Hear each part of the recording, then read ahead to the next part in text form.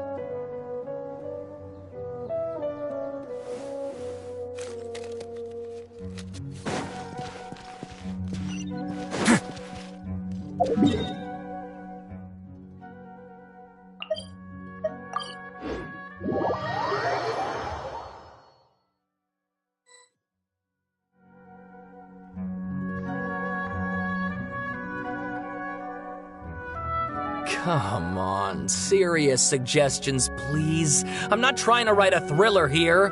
It's supposed to be an essay, you understand? An essay. That means facts and logic. Well, if it's facts and logic you're after, you shot yourself in the foot with your choice of research topic, didn't you? The Tatara-Suna mystery. When so much remains unexplained, there's little to be objective about. Unless, of course, you restrict yourself to textual criticism. Yeah, well, this is my teacher's area of research. I can't change that. But it's fascinating enough without having to sensationalize it, don't you think? The strange location, the missing details, a mysterious person. I want to write my essay on something interesting, and I'm interested in getting to the bottom of all this. That's the only reason I came to you. Yes, you came to me, so all the more reason to take my advice. The fact is, it's the dramatization that will make people want to read it. There's no getting around that. Okay, but... Did one of them just mention Tatara-Suna? But that's all the way in Inazuma! Is it just Paimon, or is it kinda unusual for someone in Sumeru to want to write a paper about that? Everyone here's just going about their business. Maybe it really is just Paimon. Guess people here are free to research pretty much anything. Great! Let's go find out what this Tatara-Suna mystery is all about.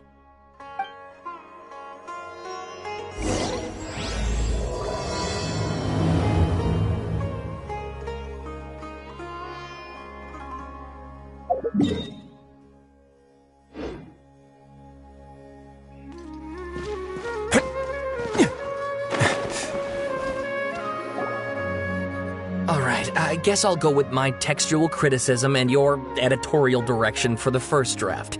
I have a feeling that the missing Kabuki Mono will end up being the main focus of this paper. Ugh, if only we knew where to find that traveler.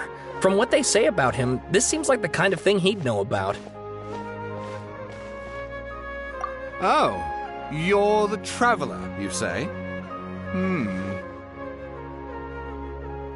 Hey, what's with that face? Don't believe us?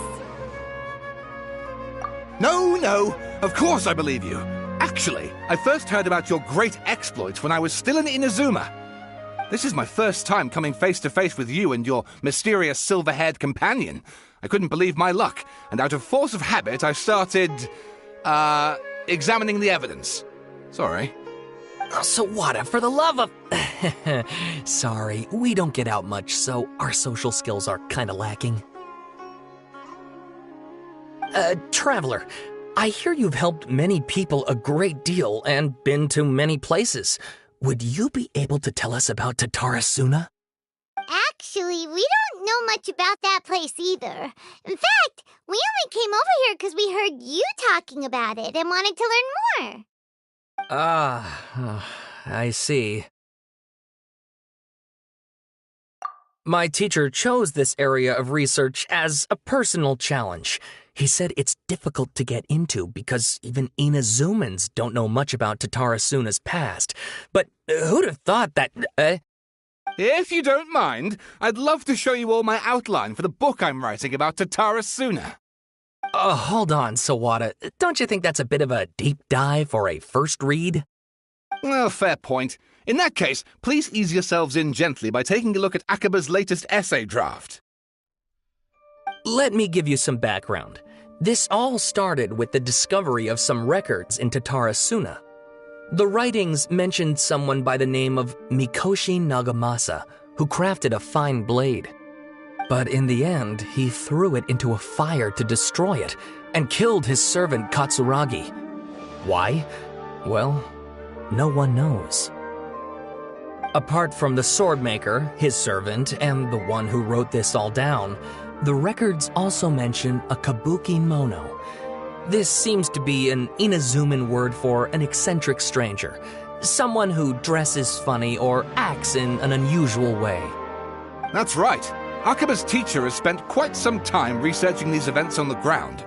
This kabuki mono lived in Tatara Suna for a while before disappearing without a trace. And shortly afterwards, as Akaba mentioned, things got pretty ugly. So first this strange person goes missing, then a murder happens?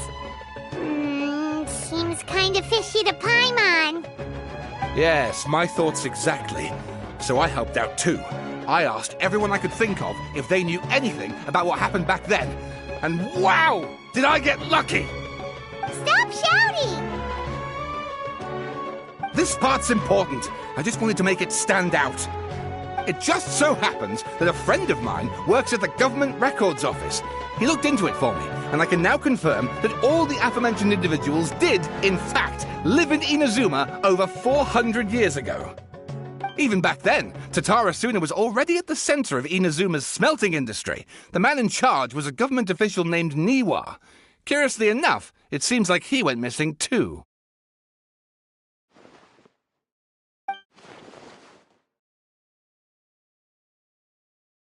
Wait, so there are 2 missing people in this story now? That's right! What's more, Niwa is a name with a lot of history to it. Have you ever heard of the great swordsmith clans of Inazuma? Oh, the swordsmiths? Yeah, like Ishin art and so on? Wow, yes. You really know your stuff. That makes things easier. So basically, this Niwa was a distant relative of the Kaidahara clan, the last practitioners of Ishin art. Something then seems to have happened in the Kaidahara clan, leading to their downfall. I don't know the details, but taken in light of everything else going on around that time, it makes you wonder whether it's all connected somehow. The Kaidahara clan? Sawada, you left out the biggest detail of all.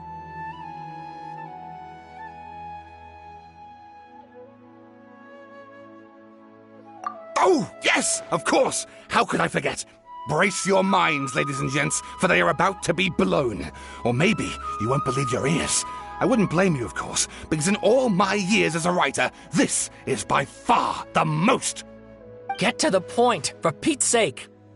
According to information acquired by Akaba's teacher, the kabuki mono was not a human, but a puppet.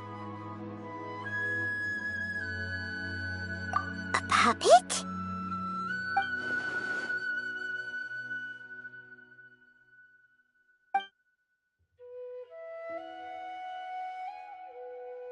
Aha!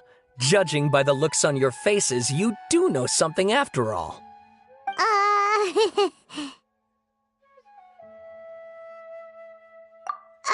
No! Paimon just meant, how creepy. The way you described it makes it sound like a ghost story. I agree, it does.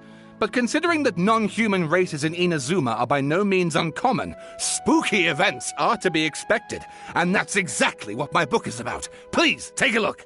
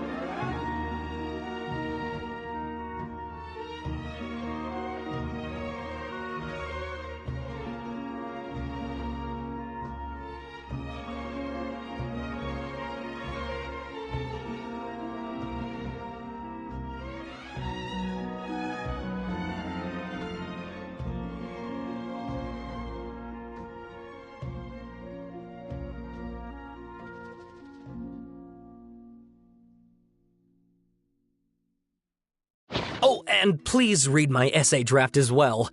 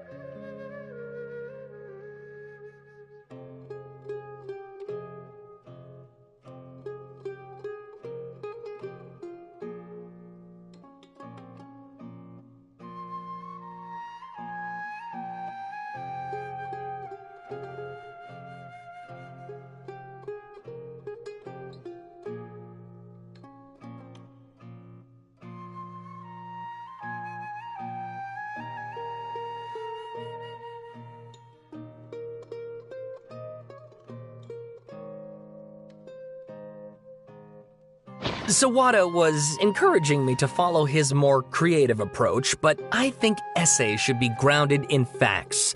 I don't think explaining everything away with mysterious forces will cut it.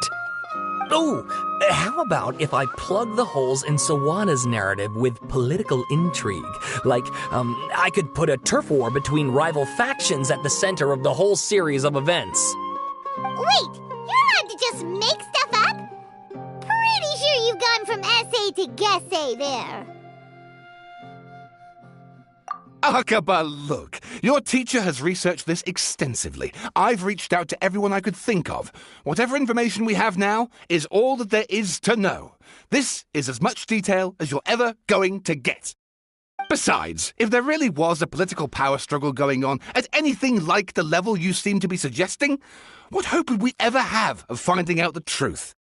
Good point. Okay, back to the drawing board, I guess. Give me some time. I need to find a new angle on this. We have some other stuff to do, so we'll have to say goodbye for now. Good luck with your essay! All right, thank you. If you find out any more info about all this, please do let me know. Thanks so much.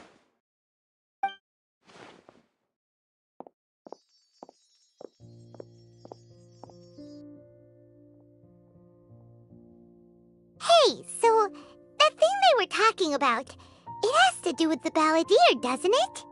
Okay, then even if we did know something about it, we probably couldn't share it with them, huh? After all, we kicked his butt and got him locked up. Information about people like that is usually super confidential, isn't it? If you ask Paimon, Akaba should just pick a different topic. There must be as many essay topics as there are trees in the forest. There's no point in...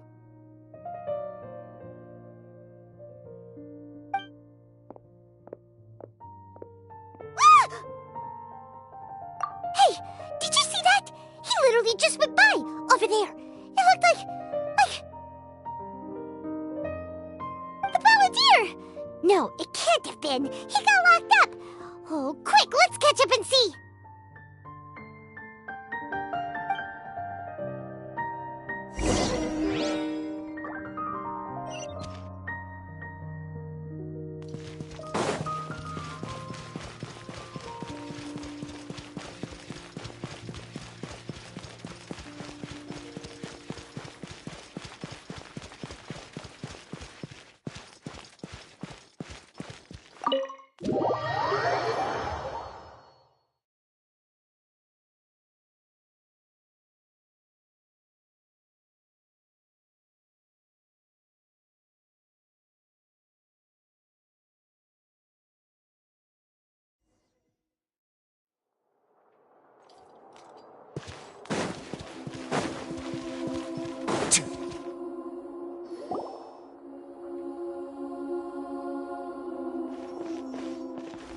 Traveler, Paimon, there you are.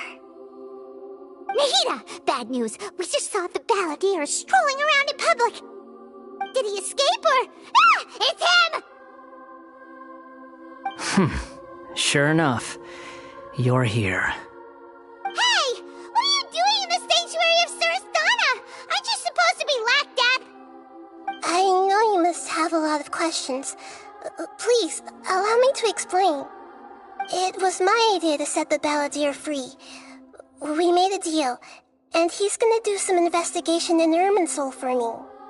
A deal? Huh. You sure you trust this guy? What did you expect? Why do you think Sumeru would keep me around otherwise? Or maybe killing me is all you can think about. But if that's the case, why haven't you done it already?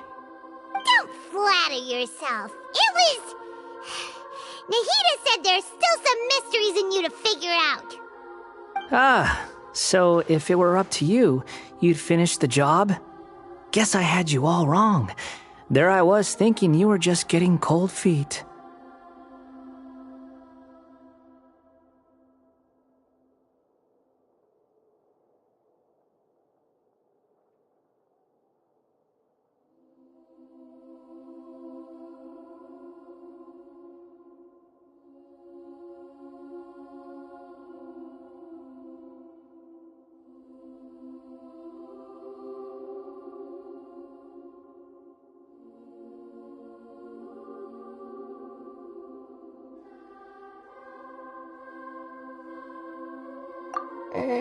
Well, that escalated quickly.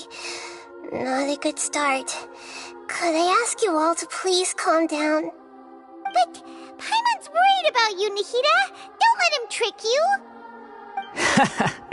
It's not every day you see people questioning the God of Wisdom's judgment. Just when you think you've seen it all. Don't you dare try to drive a wedge between us! As long as the terms are reasonable, I don't think there's a problem in making a deal. Even with the Balladeer. Well, I for one have no reason to doubt you. Considering you even struck a deal with the doctor. Yes, one in which I gained valuable information. You'll come to understand more about that in the fullness of time. The Balladeer's power was all but completely spent after your battle. He's no longer strong enough to be a strategic threat to us. That puts him in quite a precarious position. Plus, he's a former Harbinger with knowledge of many of the Fatui's sensitive secrets. Being stuck here in Sumeru could make him a sitting duck, depending on how the Fatui plan to respond. Wait a second. Farmer? You mean he's not a Harbinger anymore?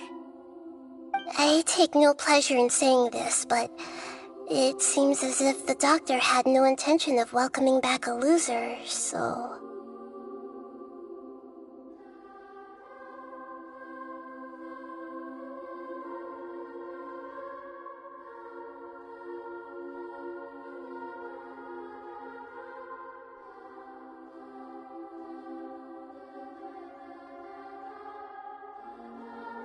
Sometimes it's you using them, other times it's them using you. Most human relationships are this way. Certainly all the stable ones are. That's how it was between me and the Fatui, and also between each of the Harbingers. So as long as you have some value to offer, nobody will ever abandon you. But after recent events, even I have to admit that I'm not worth quite what I used to be.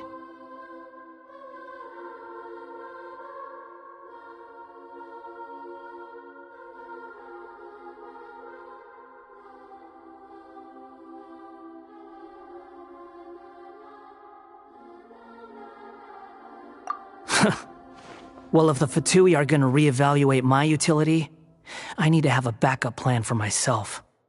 As we discussed, I don't like causing harm to living beings, and you said you need protection. So, why not join forces with us? I think these two have made their objection to that idea fairly clear, don't you? And they're your friends, so I guess you'll be siding with them. Yeah, obviously! Nihira, don't listen to him! Then let's put that discussion to the side for now. We still have time. Today can be a trial run. Where we go from here will depend on how well we manage to cooperate today. All right, then I'll do what we agreed. Good. Go now, and keep in touch. Nihira, are you serious about this? Yes. I have my reasons for this decision. In fact, I'm largely doing it for your benefit.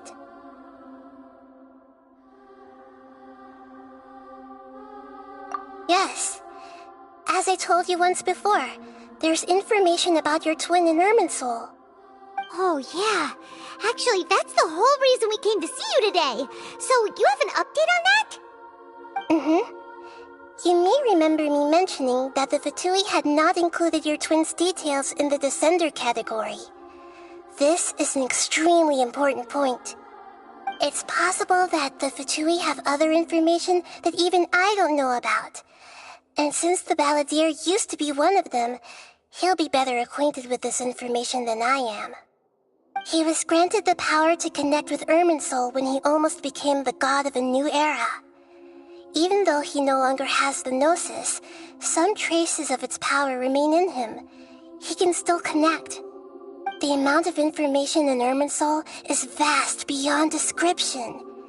Sifting through all of it without knowing what to look for would take too long, even for me. So I asked the Balladeer to search in Irminsul for any information about the Descenders. He's more familiar with this kind of information, and should be able to find it more quickly.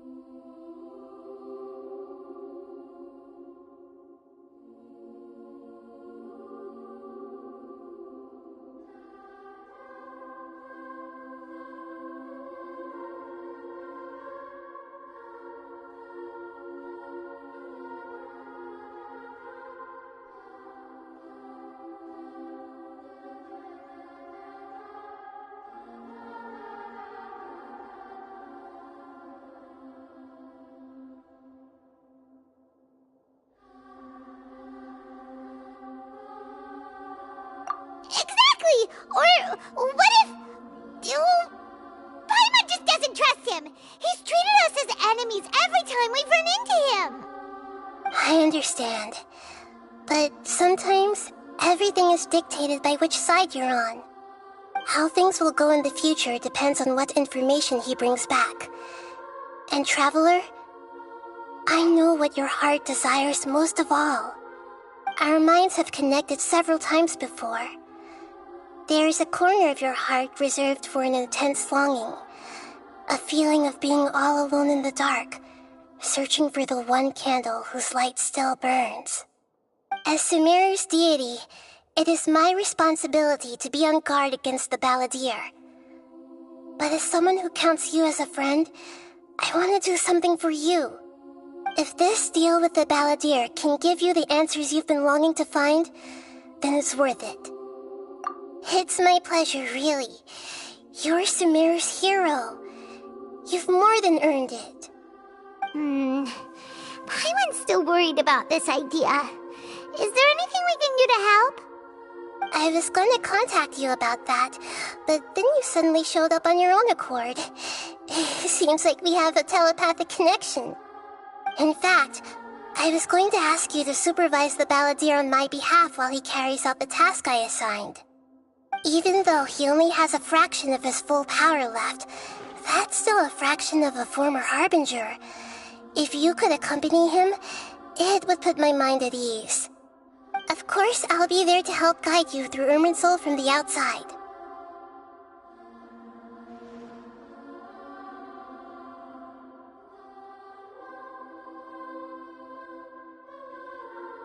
Great, thank you. Prepare yourselves. I'm going to transport you into Irminsul.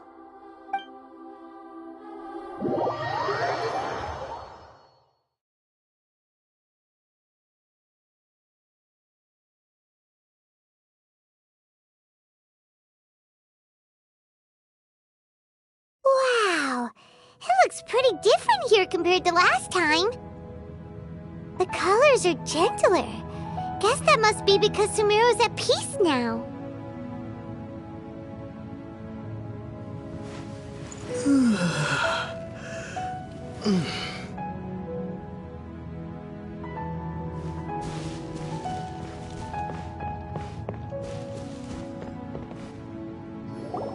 Look at that. Hot on my heels. You know, you didn't have to cut your catch-up short just to keep me company. Oh, but I guess you panicked when you realized that I might enter Irminsul ahead of you. Shut your beak, jailbird! No way a prisoner gets to be so smug! I understand that prisoners have to put up with harassment from the guards, but right now, I'm on temporary release, so maybe you should think about backing off a little. Sounds like a successful rendezvous. I need to be quite clear about something. In a few moments, you'll be entering into the innermost region of Irminsul. It is an environment like no other, and the most important place in all of Sumeru. Unlike anywhere else, Irminsul's inner region consists exclusively of torrents of information. You must put aside your differences and be extremely careful as you navigate your way through. I know there are many grievances between you on both sides, but it is essential that you remain calm after entry. This is as much for your own safety as anything else. Fine, let's call it truce, but only until this mission's over. Let's cut each other a little slack, shall we? We are going to be traveling together after all. Per my agreement with Lesser Lord Kusanali, I'll be at the front. It's my job to lead the way and get rid of any obstacles in our path. All you have to do is keep your pretty eyes open and try not to fall behind. You sure are confident. Paimon will give you that. You make it sound like you're even more experienced at adventuring than us. If there are no further objections, I suggest we get going. Or did you need some time to mentally prepare yourselves? Ew! Ugh, the snark on this guy, it's unbearable. We can start now. Irminsul access granted. Initiating connection procedure. this a small sapling? Oh, darn it! Come on, let's catch up with him!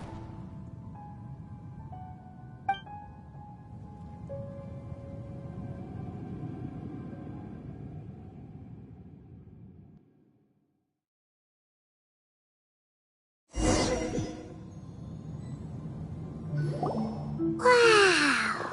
So this is the inside of Irminsul. Ooh! Paimon's never seen anything like this. And it feels like a sacred place. Irminsul is closely intertwined with the entirety of Teyvat. Every bit of information flowing here means something. Pick your jaws up off the floor. It's time to go. Why is it that Paimon just wants to do the opposite of everything he says? Lesser Lord Kusanali, we will now proceed to the heart of Irminsul. Can you still sense where the heart of Irminsul is? Yes. Permission to begin searching for information there? Permission granted. Go ahead.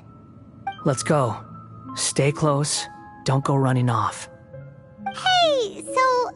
say we did go running off in here. What would happen? What are you smirking at? I was just imagining the look on your travel companion's face if you went and got lost. Anything's possible in here. You can't rule anything out. So if you want to stay safe, your best option is to stick close to me.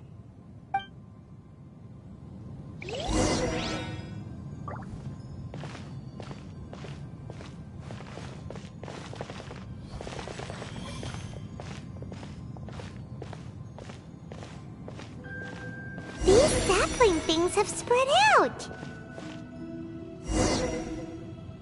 Those are all packets of information from inside Irminsul. Be careful not to touch them.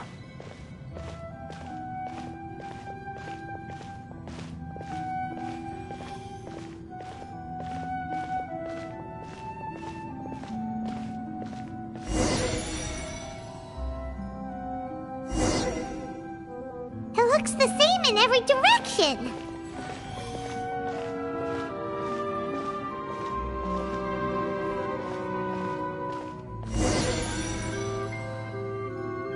No wonder he mentioned about getting lost. Huh. What do you know? He was actually telling the truth. Is he mocking me again? What is it this time? There's a time and a place to lie, but this definitely isn't it. So why don't you relax your guard a little?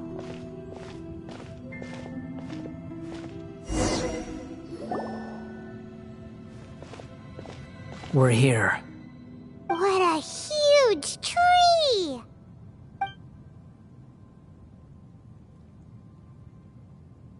Lesser Lord Kusanali.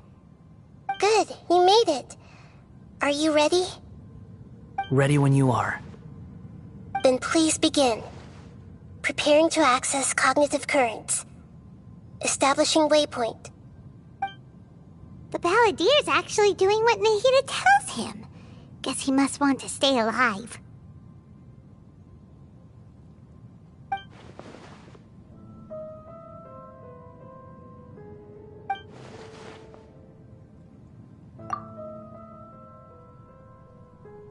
The rest is up to you. If you discover anything at all, make sure to share it with us. Will do. Huh. For once, we're the ones with nothing to do. Traveler, Paimon, would you like to talk?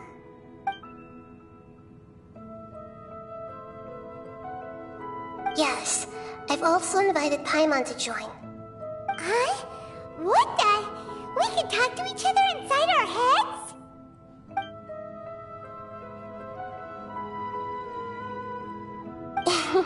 That's part of it. Plus, we're all friends.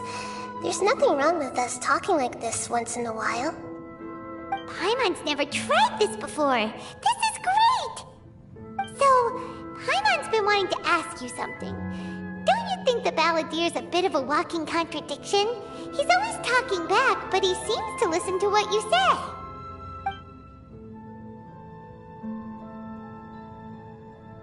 As I've told you before, there are still some mysteries for him to resolve. Things that are clear as day to me, but that he has yet to understand. Perhaps today will be the day that he finds some answers.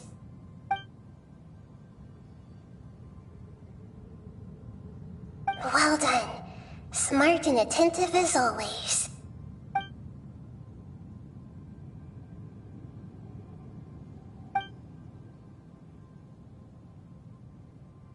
So, you made contact with that part of his mind. Well, it's true. Betrayal turned the Balladeer into the person he is today. Huh. Paimon thought nothing could get under that guy's skin. Turns out, he can get hurt and angry just like anyone else. Everyone has a history, Paimon. Even if you're a puppet created by the Electro Archon. Speaking of puppets, we ran into two people at the Academia today talking about an essay. Turns out their topic was about the Tatarasuna incident. Nahida, do you know anything about that?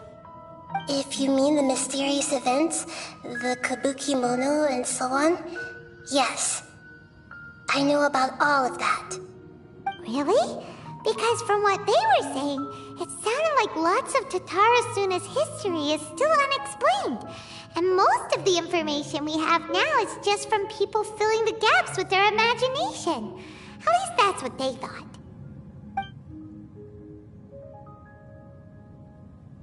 Oh?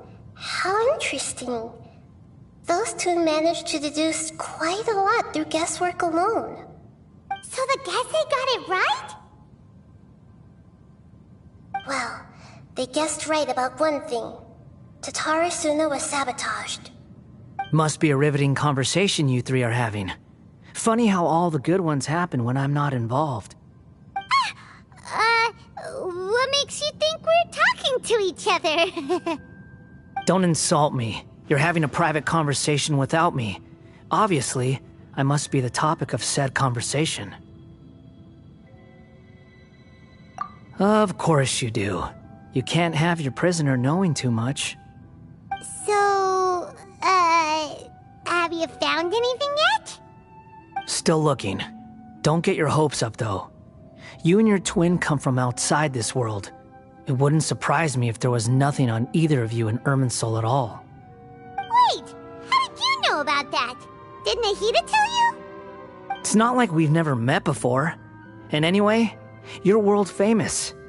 It'd be more surprising if I didn't know a few things about you. Right now, we have to keep the peace. I'm not interested in creating more misery for myself, and making cordial conversation is something I can manage. Huh? Wait. This light. It looks similar to those saplings. What could it be? Anonymous data. Hey, don't you forget the agreement! You have to share it with us! Shh. Just wait. Mr. Niwa, are you certain this is worth the risk? We are talking about Tatarasuna's furnace, after all. It may not pay to act rashly. There's no one else who can enter the furnace. It has to be me. Is that so? Well, since you insist. It's...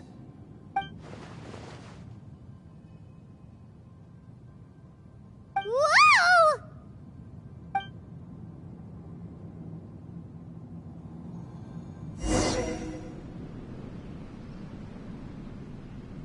I have been in Tatarasuna for some time now. You have shown me great hospitality, as has Mikoshi Nagamasa, and indeed, everyone else. Under your leadership, Tatarasuna is a warm, welcoming place, like a giant village. People are gainfully employed, their lives have purpose. They are motivated. As I understand, the Raiden Shogun has, in recent years, eliminated much of the evil that plagued Inazuma. As for Tatara Suna, it was originally established as a means of safely disposing crystal marrow. The forging industry with crystal marrow as a raw material has since flourished, giving rise to generations of swordsmiths. Some world-renowned, others unknown, all passing on their legacy. Skills, blood, dreams. Every smith brought into this trade looks to find their purpose between steel and blade. That is why you accepted the proposal brought to you by myself and Akame. Yes, well, were it not for you coming to Inazuma and happening to make Akame's acquaintance, the two of you never would have joined forces. And he would be the first to admit that there's no way he could have revolutionized our forging process like this on his own. At least not on the same timescale. You allowed Akame to take all the credit for a method that you jointly developed. He sold it to me, and now every piece of ore here is smelted using the new technique. Even now, you remain one of Tatara Suna's key consultants, working right here alongside us. I believe it is you, sir, who are truly responsible for the changes in our manufacturing and forging methods. You flatter me. From the outset, I saw much that was commendable in the forging industry of Inazuma, and it has been my great honor to befriend you all. So you say, Escher. But is this really the truth? My good sir, what do you mean? I tried to resist thinking it was all connected, because I didn't want to speculate, and I didn't want to believe that things could turn out this way. What have we gained from adopting your new technology? Ominous black smoke? Mounting production problems? Worker fatigue and casualties are up and continuing to rise at an alarming rate. And recently, as you well know, someone died because of that strange filth inside the furnace. We've kept the truth from spreading outside, but still, I suspect you understand it better than I do. None of the people who went out to get help have come back. Now, our mutual friend, the Kabuki Mono, is taking the Golden Feather to Narukami Island to seek an audience with Shogun. This is our last hope. But that doesn't faze you, does it, Escher? Nothing does. Otherwise, why would you still be standing there with that smile on your face? I'm just surprised that you finally chose to be so sincere. I'm sure you've been harboring these suspicions for quite some time. Mikoshi Nagamasa may have noticed that there was one common denominator among all these events. Namely you, Escher. But Mr. Mikoshi is more cautious than I. He does things by the book. After all, Nagamasa is the adopted son of Mikoshi Torichio, the yokai struck down by the Shogun's own hand. If he truly seeks to redeem his family's honor, an abundance of caution is well advised. You're well informed on the subtleties of his situation for a mechanic all the way from Fontaine. Are you sure you're not a little overqualified? Why, Mr. Niwa, are you suggesting I find a job as a diplomat? Sadly, I am so very attached to my craft. Enough, Escher. I'm here because an evil force is raging inside the furnace. And someone needs to take your new device inside the high-risk zone so we can absorb it and put an end to the problem. I'm in charge here. And I'm about to take some responsibility and head inside. Probably to my death. But what about you? What are you still doing here? Judging from the look in your eyes, you don't seem to trust me. Drop the act!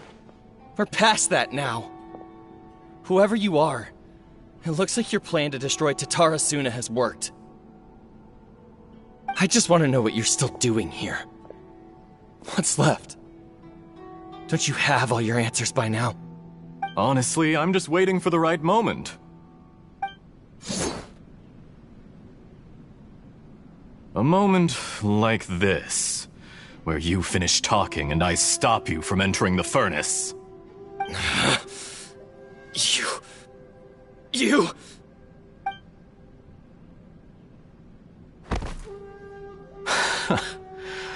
You're a little smarter than I initially gave you credit for. I thought I'd disguised myself exceptionally well, at least for the first few days. But to my surprise, you had your people look into my background right from the start. It's a long journey from Inazuma to Fontaine, but that didn't stop them. Eventually, they managed to confirm that Escher was an alias, and that I was not from Fontaine at all. And yet, despite all of that, you still fail to realize my true identity, and what I seek in Tatarasuna. Did you really think you would be able to see through my plan? If you kill me, there's no one who can get inside the furnace. So you're really going to destroy this place? Is that it? Oh, but you're quite wrong. There is one other person. Some may not see him as a person, but you told him yourself. You're not a puppet. You're a human. You're just missing a heart. Whoever you're working for won't get away with this. They'll be found out. But this makes no sense. What are you really trying to accomplish by all this? Why go to all this trouble? It's no trouble at all. Patience is a virtue which I have in abundance. This is all part of a carefully controlled experiment. If you must know, I'm happy to divulge my true identity. I'm a Fatui Harbinger. Call me the Doctor. The Fatui? Who? What do you want? Just to create a minor inconvenience for your nation. That's it? That's why you gave us your cursed technology? Just to let loose the evil energy from the crystal marrow? Look how even the righteous soul is filled with venom when faced with its demise. My device functions precisely as you say. It is the only chance you have of preventing a catastrophe and keeping the truth from the outside world. However, I did not make it with you in mind. It is easier for a person to be possessed by evil spirits when they are filled with hate. So give in to your fury. I want to see what happens when a malevolent heart is placed into an unsuspecting puppet. Make no mistake, even without you, that pure, innocent puppet would only end up being used by someone else instead. What other reason would a human have for befriending one who is not of our kind?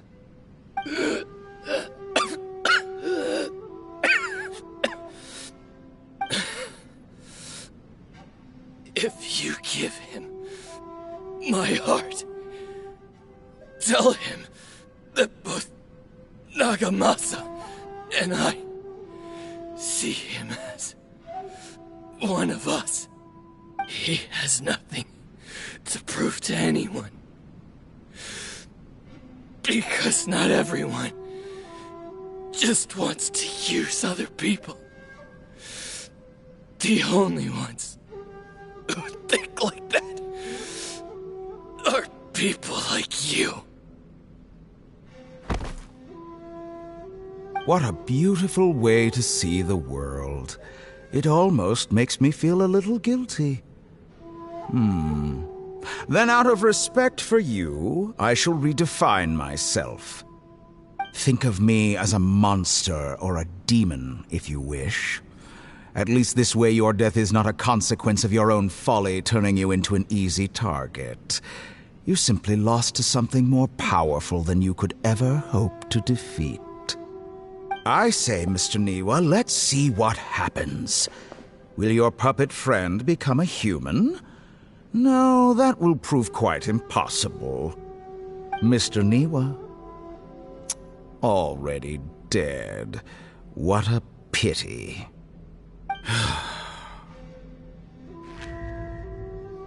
Jester, I have completed the task you gave me, creating a gap and infiltrating Inazuma's inner workings. What fun it was. I'd like to introduce a puppet to you. If he proves useful, let's make him our newest comrade.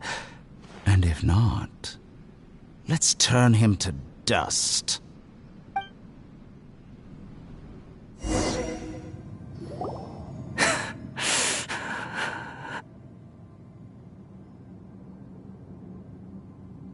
Hey, are you alright? Dottore?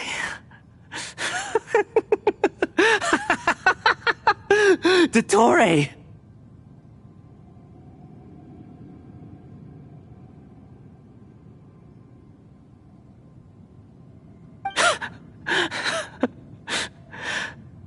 Good. Good. Was that the doctor? Did he turn into a mechanic from Fontaine?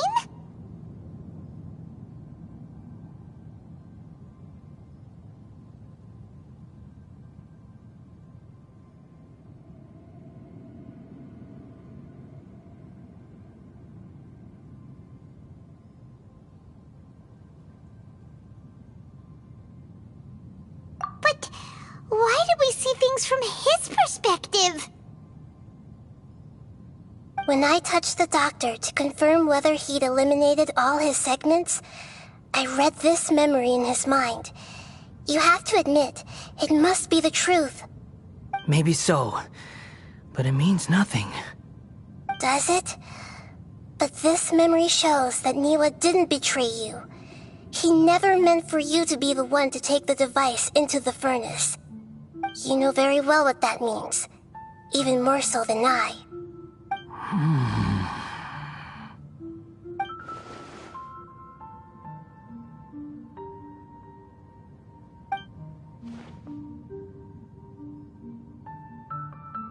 Let's give him some space. He looks really mad. Paimon doesn't want to be anywhere near him right now. We need to give him some time to process his emotions. Paimon's still confused about the Tatarasuna incident. So, the doctor was behind it, but why has that gotten him so worked up? Nobody has ever deceived you like that, Paimon. It's natural that you find it difficult to understand. Perhaps he needed to learn this someday. So now you have the complete picture. Katsuragi took the Kabukimono to live with the people of Tatarasuna. Later, the doctor showed up, disguised as a mechanic from Fontaine. And that's when the trouble began. It was all a horrific experiment planned by the doctor. Everything he did was just to plant seeds of disaster in Inazuma that would bear fruit in the future. Of all the unwitting participants in the doctor's experiment, the balladeer became the main test subject. After the events you just saw in that memory, the doctor put Niwa's heart into the device and handed it to the balladeer.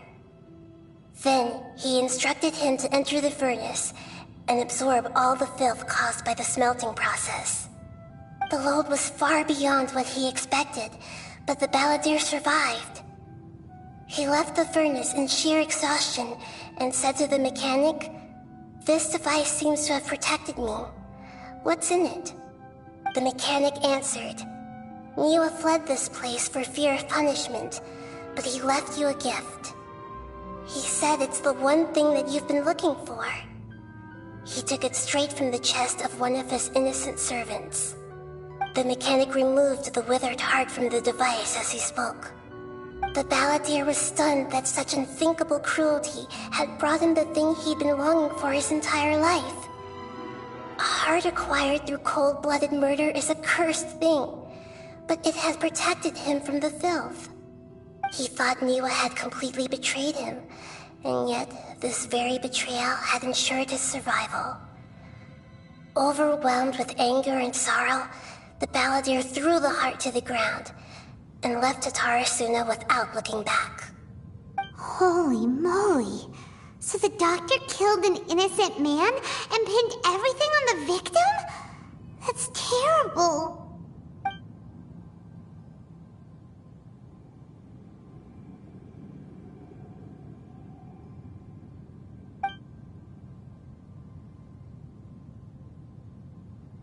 Yes. Only if he understands this can he choose a new path forward.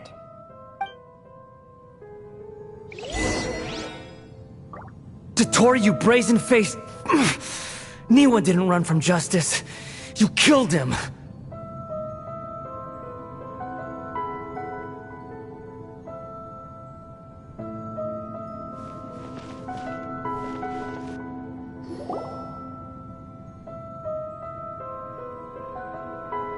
Shall we see how he's doing?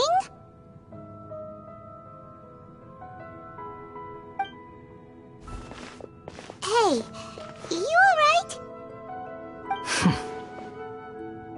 That's a scary expression. Are you worried about me? If we didn't have such a history, I'd almost think that qualifies me to be your friend.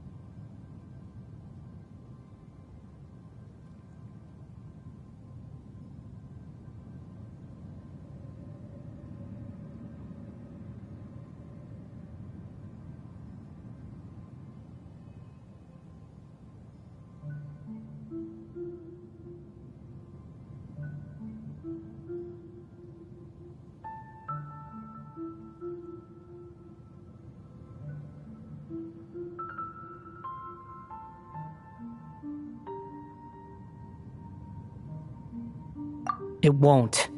I'll keep my end of the deal. Hey, are you investigating the stuff we want to know about? That's why we're here. But unfortunately, there's no information about the Descenders in Irminsul. Even if you can't find anything, that seems to confirm it. Irminsul does not keep records on the Descenders. Anyone who comes from beyond this world is not counted as part of Teyvat. Oh, does that mean we have to leave empty-handed?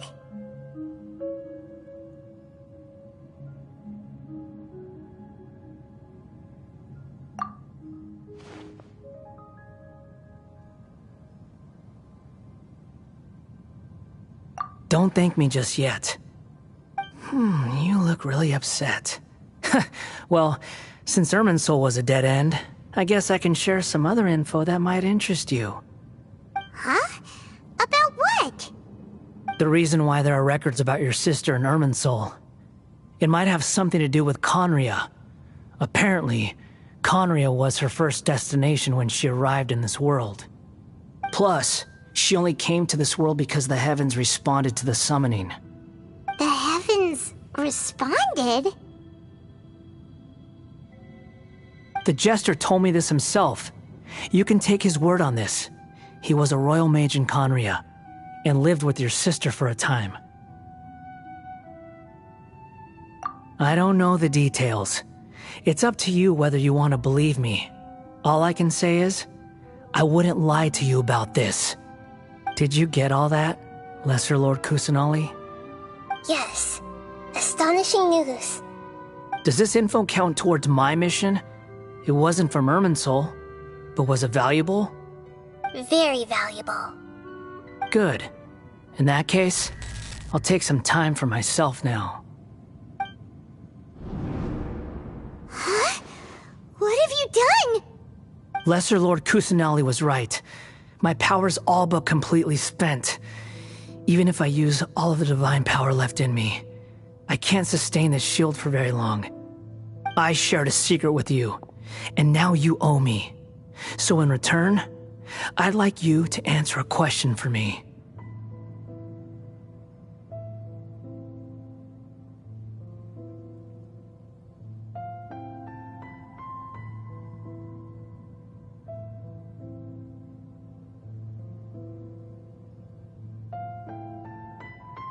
Give me your hand.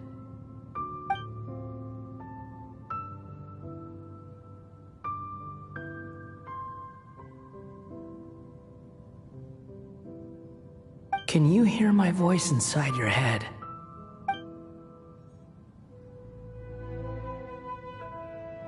No, I can't do anything like that anymore. At most, all I can do is exchange a few words with you. So tell me, in this world, is it possible to change the past?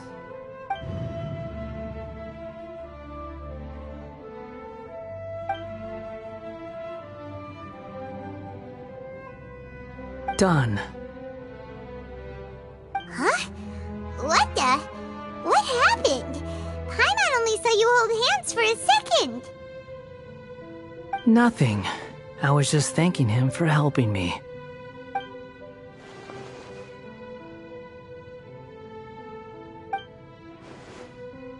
So long. I suggest you get yourselves out of here quickly. Where are you going? Hey, wait up! Didn't you say not to go running off?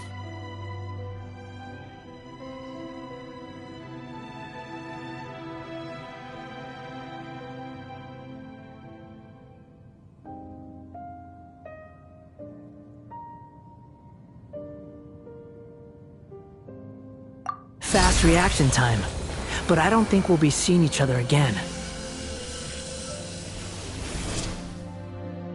From this day forth, the names Balladeer and Kabukimono will cease to exist. Those who died in Tatarasuna because of me deserve another chance at life. Hey, Balladeer! Don't do anything stupid! You know, I never did like insects. Hordes of the puny things swarming together can be a real nuisance. and I enjoy nothing more than to stamp them out like the pests they are. But if a colony of harmless ants isn't threatening anyone, I guess they deserve to be left alone. Luckily, everything can be set right.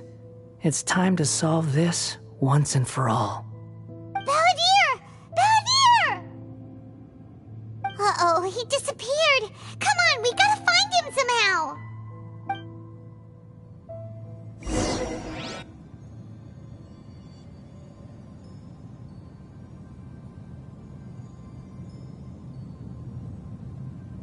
Oh no, he's really gone!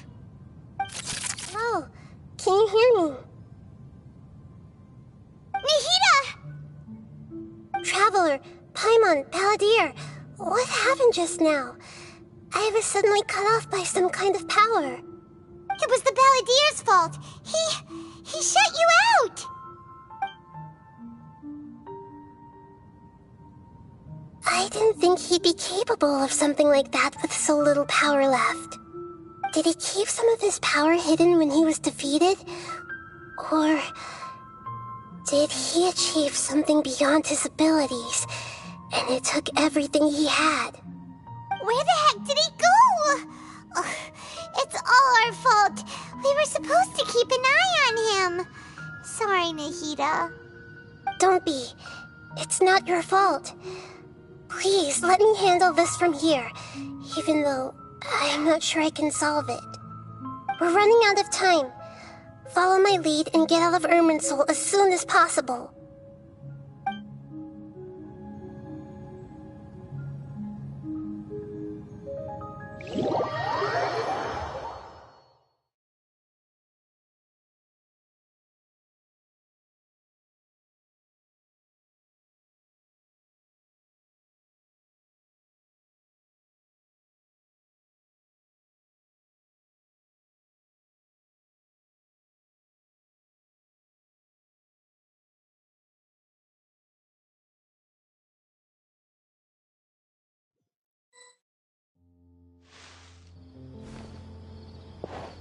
We're out! And we're at, an inn or something? This is an emergency.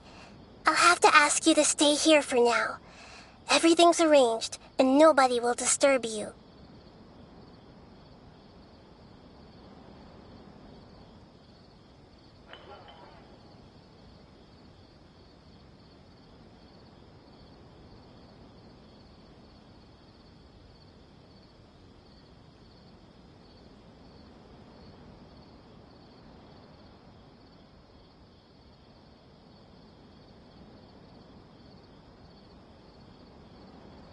I'm sorry, but this isn't something I need your help with. Leave this one to me. An emergency? How bad is it? Nahida, will you be okay? Don't worry. If my assessment is correct, though there may be some minor disturbances, it won't lead to a disaster. Please rest and recover your strength here until I say it's safe. Her voice has gone. Paimon can't shake the feeling that something really big has happened. What do you think the Balladeer meant? And why did he suddenly grab onto you before?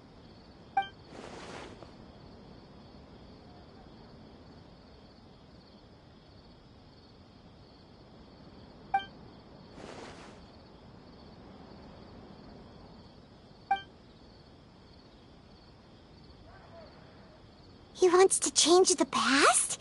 But surely that's impossible! Right! You can't just rewrite history! All that stuff happened already in real life! It's like, imagine Paimon drank all the water in this inn. Even if no one was there to see it, Paimon would sure as heck remember drinking it. So, why does Paimon still have a bad feeling about this? Paimon can't help but feel scared about what he might do. Oh, Paimon's so confused. Huh? Ah! Sorry. Paimon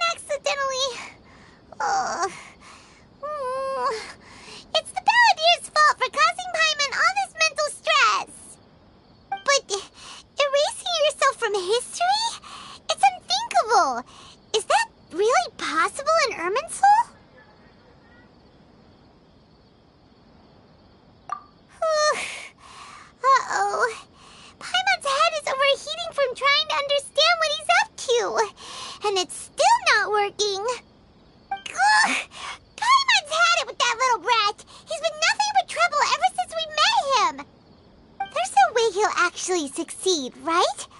Otherwise, won't everyone who's connected to him be affected too?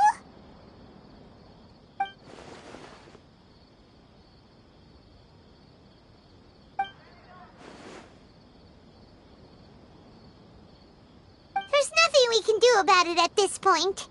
Hey, have you got any ideas on what we should do next? Seems like now there's nothing left for us to do but to go to sleep. But Paimon's still so worried. Paimon won't be able to sleep a wink tonight.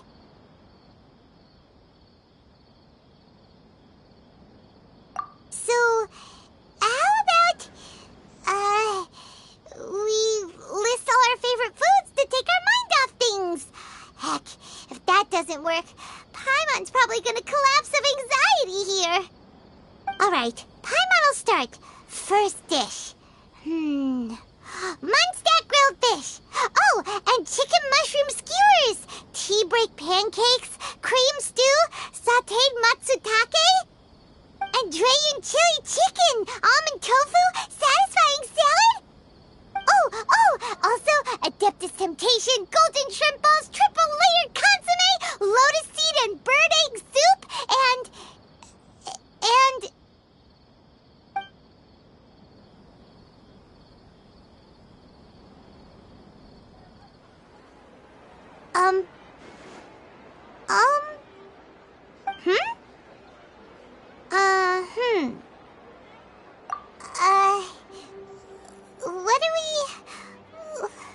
What was Paimon supposed to be doing just now? Paimon was, talking? Huh.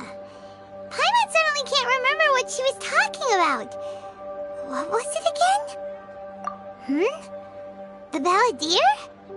Is that a food too? Huh. Weird name, though.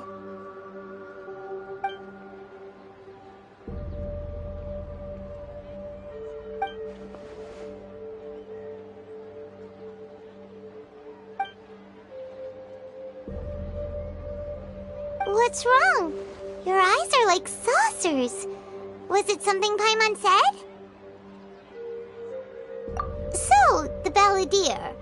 Is that someone's name? 'Cause it sounds like a nickname or something.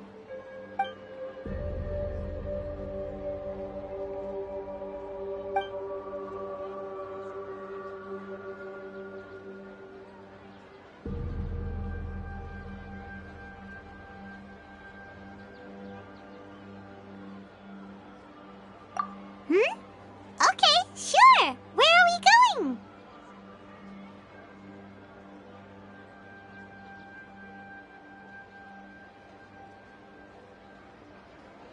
Huh? Fine by Paimon, but is everything okay? You're acting like this is an emergency.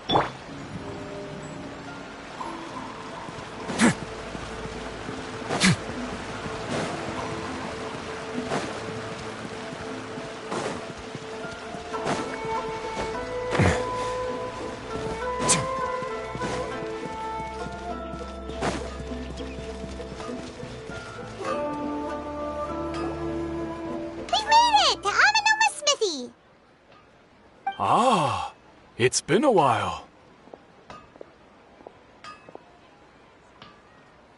Of course. Go ahead. Oh. Now there's a question I wasn't expecting. Very well. I'll tell you what I know once more. The once renowned Raiden Gokuden, comprised of 5 branches: Amenoma, Futsu, Ishin, Hyakume, and Senju. The art of forging practiced by these 5 clans was first taught to them personally by the almighty Shogun. Over time, the 5 branches diverged from one another as generations of bladesmiths honed and perfected their craft until they became 5 distinct traditions.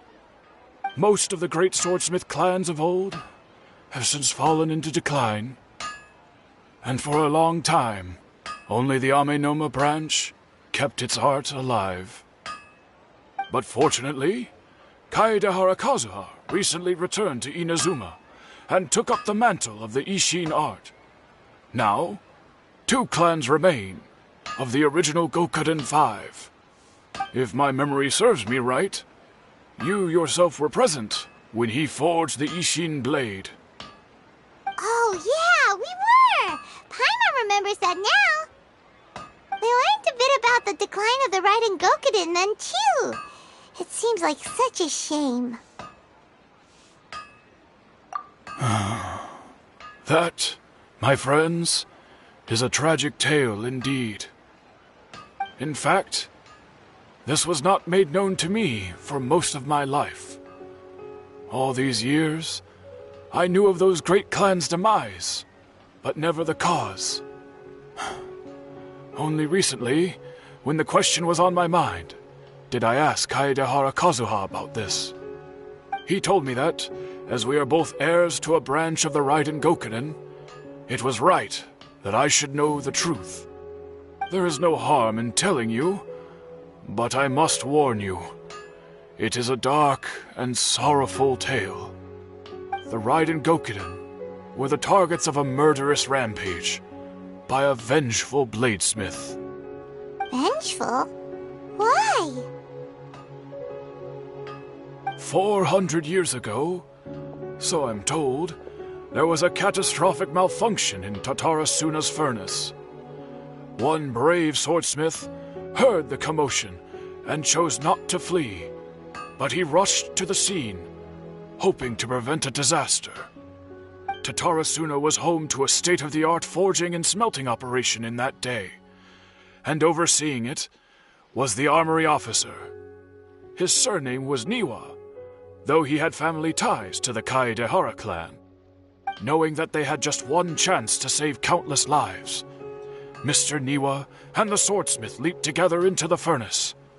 The furnace quickly stabilized, but neither of them made it out.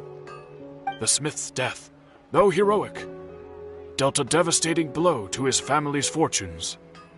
His orphaned son was left to fend for himself, and grew up deeply resentful at the world. In his heart, the whole of Inazuma was culpable in his tragedy. He hated the almighty Shogun for her apparent indifference towards his father's death, and he hated everyone who had done nothing to try and save him. Powerless and destitute, the only legacy he had to pass on to his children was his hatred. Generation after generation bore this grudge, living in utter misery. Alas, if only the story could have ended there. But 100 years ago, the then head of this family reached the end of his wits. He could bear their fate no longer, and yet he could do nothing to change it. Finally, he made a drastic decision to take revenge on the Raiden Gokuden. In doing so, he sought to vent his pent-up anger and shake the very foundations of Inazuma's forging industry. In his fury, he murdered indiscriminately, killing even bladesmiths from the Hyakume clan which he belonged to. His goal was absolute, the devastation of all of the Raiden Gokuden. But when he came to the Kaedehara and Kamisato clans, his killing spree came to an abrupt end. He failed to catch them unawares.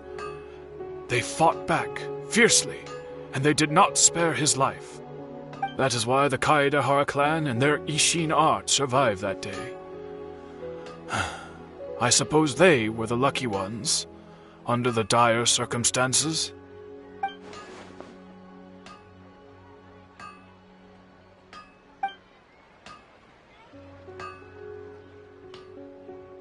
Was there anything else you wanted to ask? Kazuha? Why, yes. Just yesterday, in fact. We spoke for a while over some tea. He seemed well.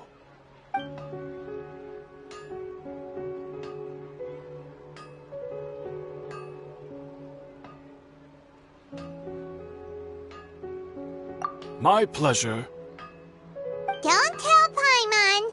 There are other places you want to visit too, right? Your expression says it all. You can't hide anything from Paimon. On to the next stop. Lead the way, traveler. Paimon will be right behind you.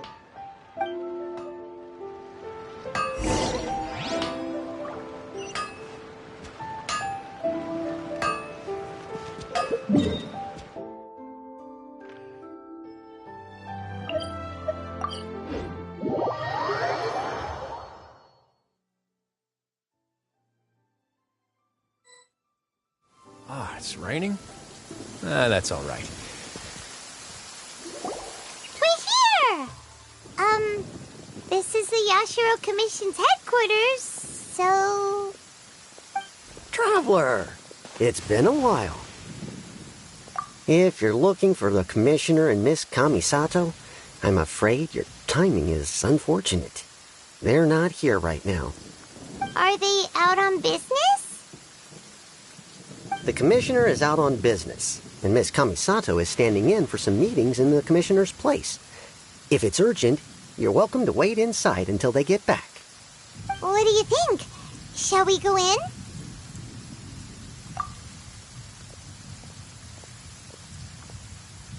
If it were anyone else, I couldn't allow it. But seeing as you're so close with the Commissioner and Miss Kamisato, I think it should be okay. We'll be heading in then. Thanks!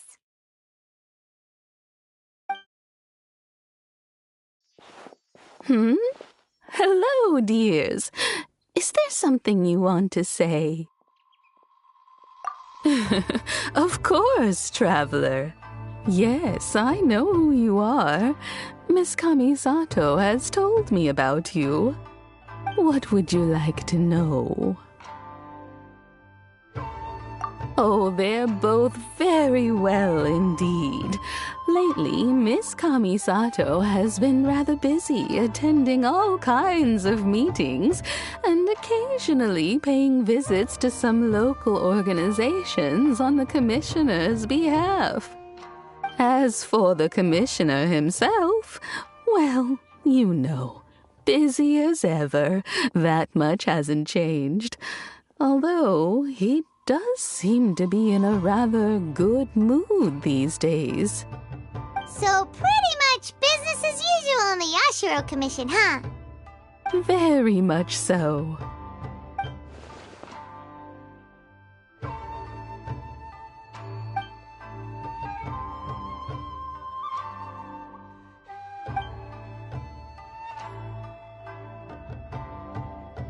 Well, got any more questions? You're very welcome. In fact, I would love nothing more than for you to come and visit more often. But I'm sure you must be far too busy to have time for that. Miss Kamisato talks about you all the time. She seems so thrilled to have you as a friend, and she's always saying how talented you are and how much she admires you. I must say, many things in Inazuma seem to have taken a turn for the better since you arrived here. So you're not just Miss Kamisato's knight in shining armor, you know. You're a hero to us all. All right, goodbye for now. Where are we going next? Great! Goodbye, ma'am. Don't worry, we'll see ourselves out. All right, then. Take care now. Hope to see you soon. Oh, are you two leaving already? Yep, everything's taken care of now. Don't worry. Very well. Safe travels. Goodbye.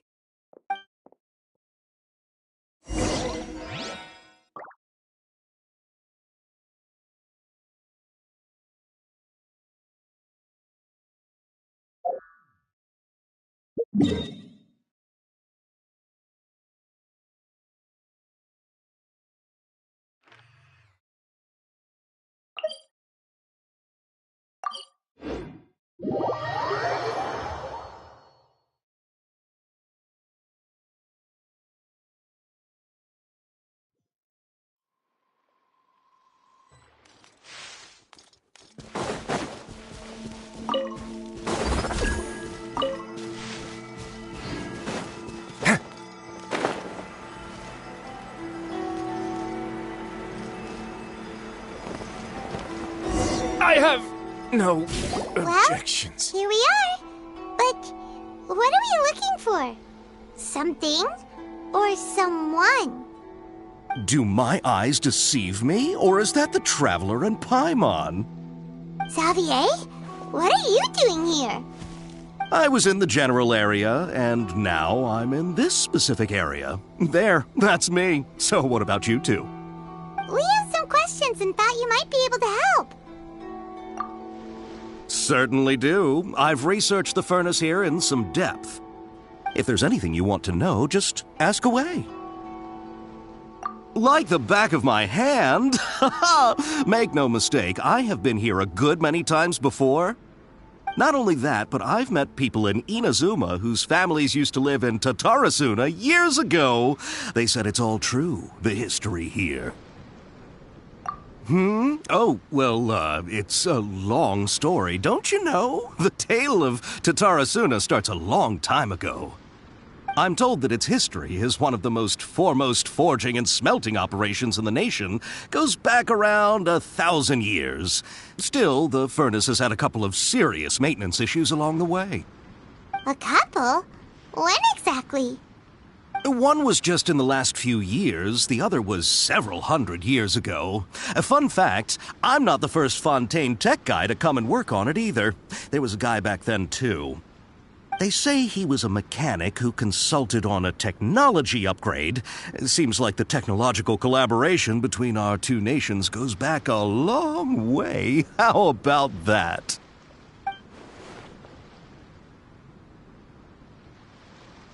Hey, weren't you gonna ask Xavier something about Tatarasuna?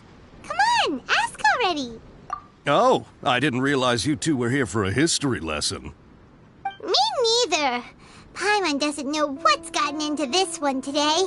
Feels like we've been preparing for a history exam or something.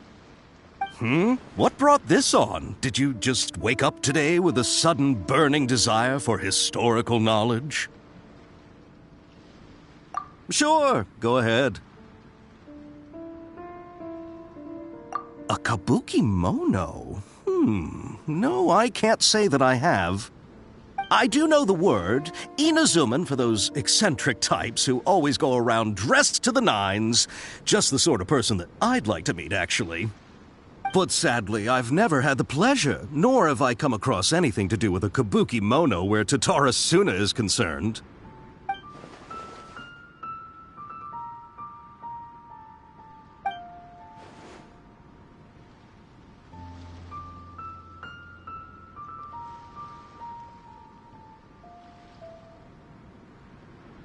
Of course! Don't mention it. Oh, we're leaving? Okay, bye, Xavier. Oh, you're most welcome. More than happy to help. Farewell. Looks like you got all the information you're looking for. Sure, but what's up with you today? Whatever it is, it seems like it's really troubling you. Keep your smile, Spinal Crocodile. No matter what happens, Paimon will always be there for you. Hey, don't mention it. Alright, let's head off and go meet Nahida.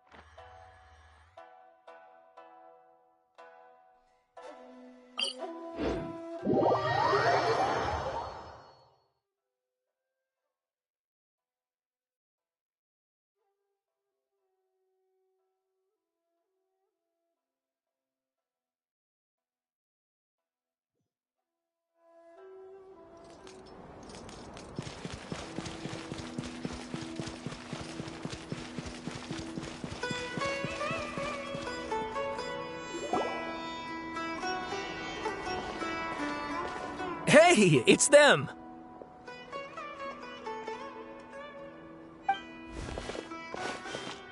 Akaba, Sawada, you're still here?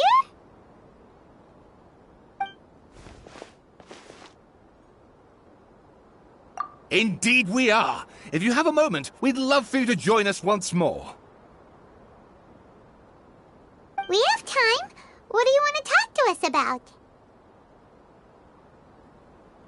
It's the same topic we discussed last time. Obviously. Still looking for more info about Tatarasuna, huh? Should we join them?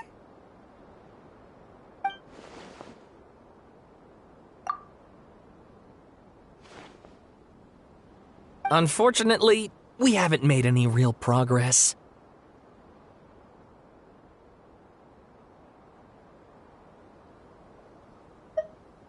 Huh? Oh, of course.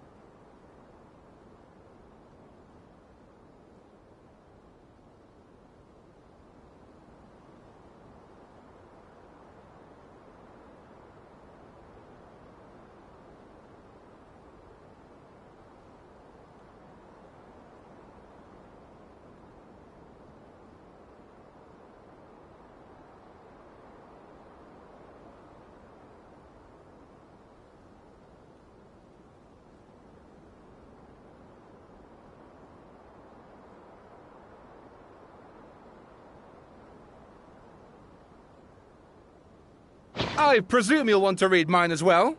Here.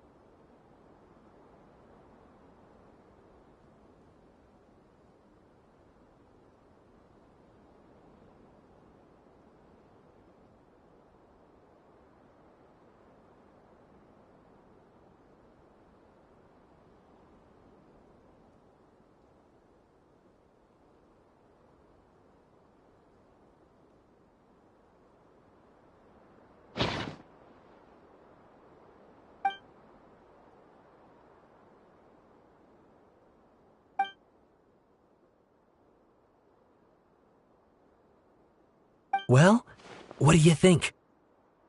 Hey, Traveler. Remember how last time Akaba was saying how he wished he could gather more information about all this? Well, we just got back from Inazuma. So how about we tell them what we learned? What did you find out? Something big? It's a long story. Basically, we have some friends in Inazuma, and...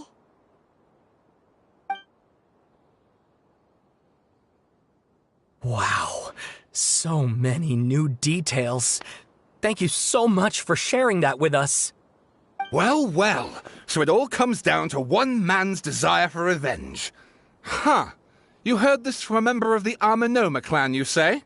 Then I guess it must be true. Ugh. So there's no ghost story here after all.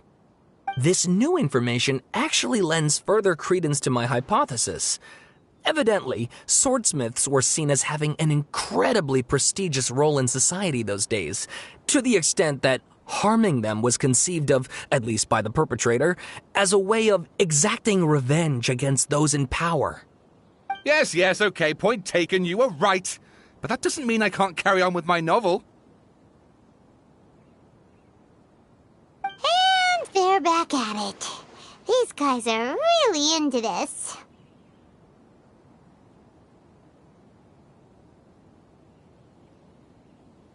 Oh, so sorry. Look at us, prattling on about our projects and ignoring you. Thank you so much for the information. You're welcome. See ya. Keep us in the loop if you find out anything else. Will do.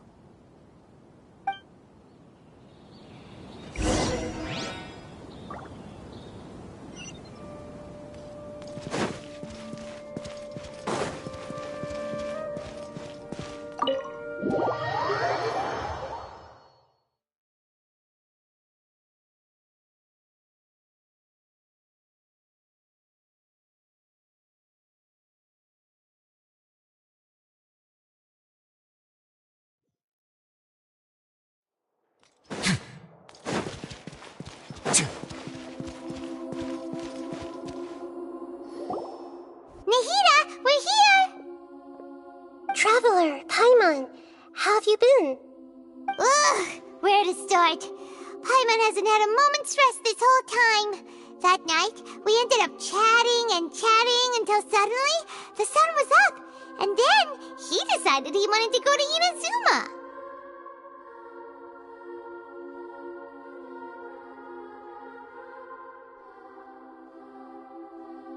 The Balladeer? This sounds like some kind of code name.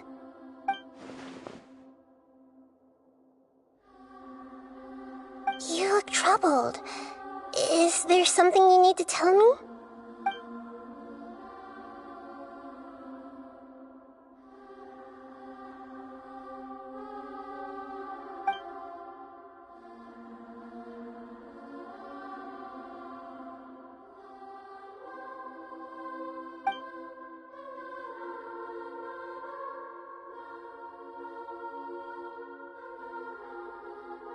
Traveler? Hey, what's wrong? You look so upset.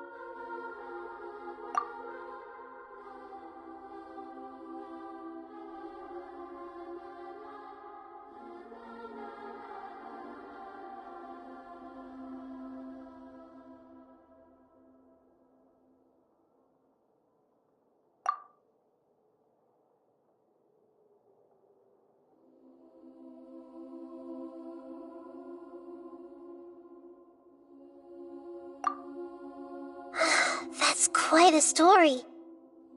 So, this puppet known as the Balladeer erased himself from Irminsul, hoping that he could change the past. But how was he even able to do that? As the traveler said, he very nearly became Sumeru's deity. Admittedly, I remember it a little differently. I don't recall finding anyone inside the machine after we defeated it. Nevertheless, it does make sense. If someone were to successfully erase themselves from Irminsul, the world would change to reflect the new reality. So, you believe this person really existed, and we just don't remember him because... well, because he literally changed the world? Yes.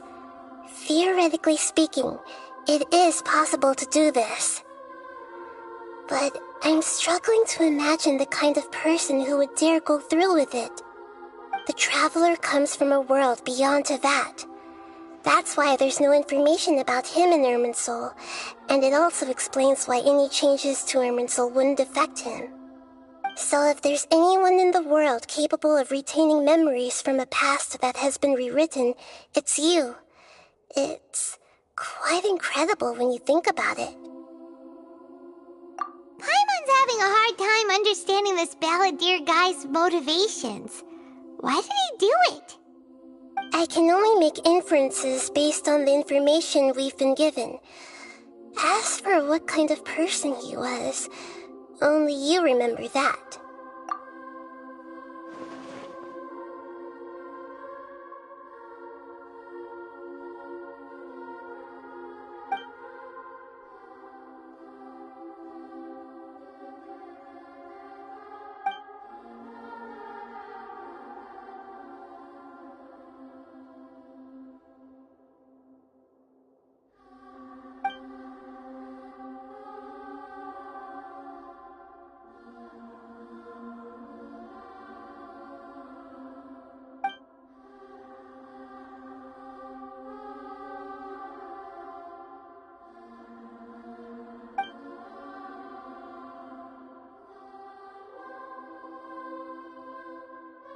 Something else worrying you? Something that you can't share? It couldn't change the fate of the ones who had died, right? Once the Balladeer realized he hadn't been betrayed after all, it must have completely changed his view of the people of Tatarasuna. Now he saw them as friends again. He couldn't keep hating humans after that, and if he thought there was a chance he could save his old friends, it would be hard not to try. The story makes sense, every part of it. The Balladeer tried to achieve godhood with the doctor's help. He was unsuccessful, but retained the power to connect with Irminsul. That power then enabled him to change what was recorded in Irminsul and erase himself, even though he didn't have much strength left. Yeah, it does make sense, but it still ended in tragedy for his friends. It just feels so hopeless. He gave everything to do this, but it seems like he got nothing in return.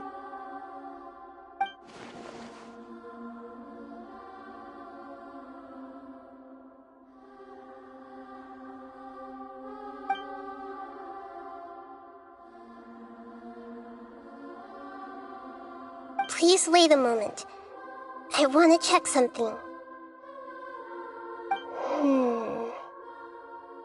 Found it. This should be the one. It turns out that I have a strange way of confirming everything he has told us. What is it? A record from a personal collection. It was tucked away in a corner. You should take a look.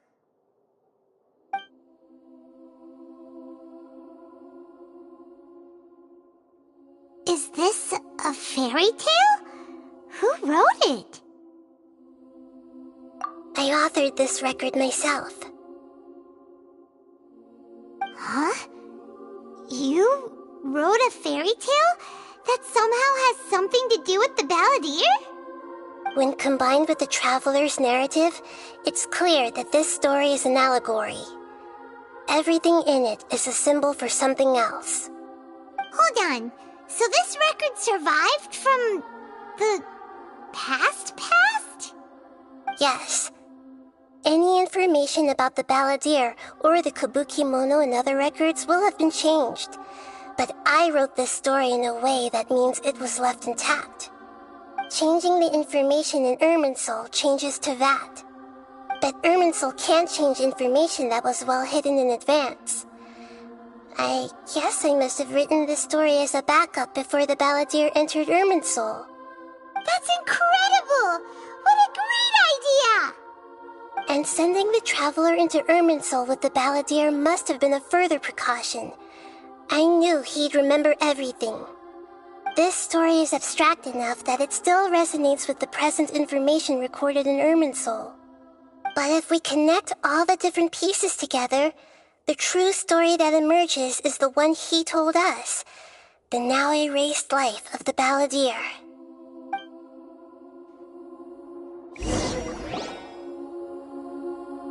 There was once a lone monster draped in fox fur.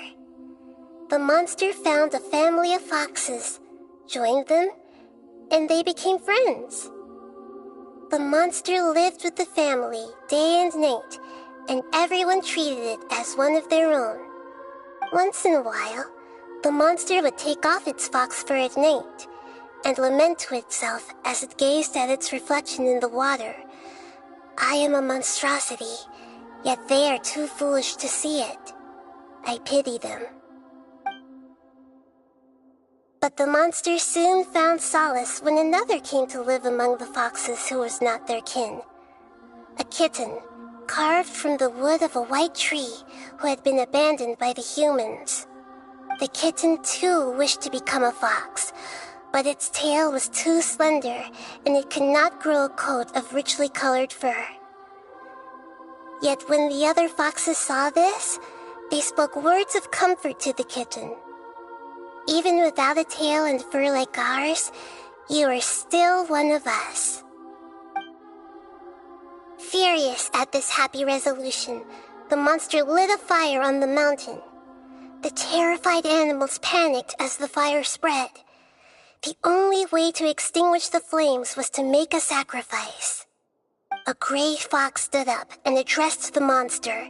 It said, "You are the cleverest among us. Surely you can help us find a way to solve this."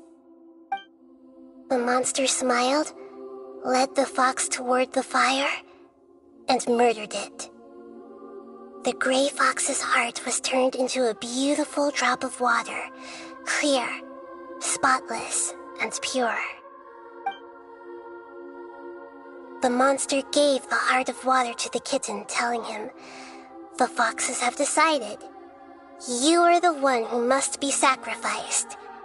Take this, quench the flames, and die for your fox kin."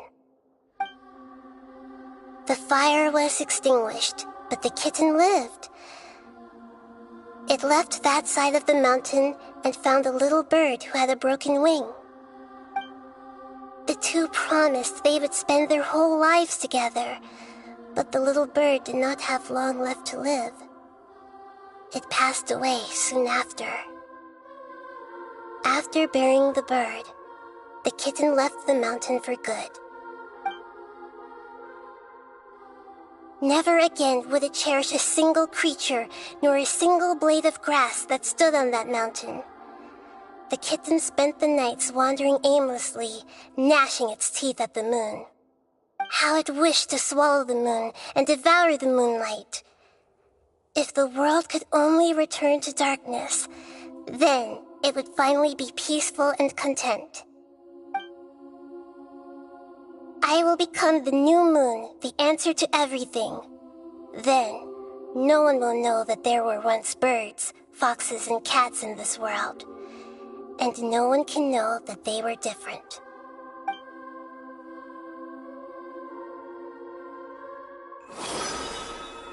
We solved it!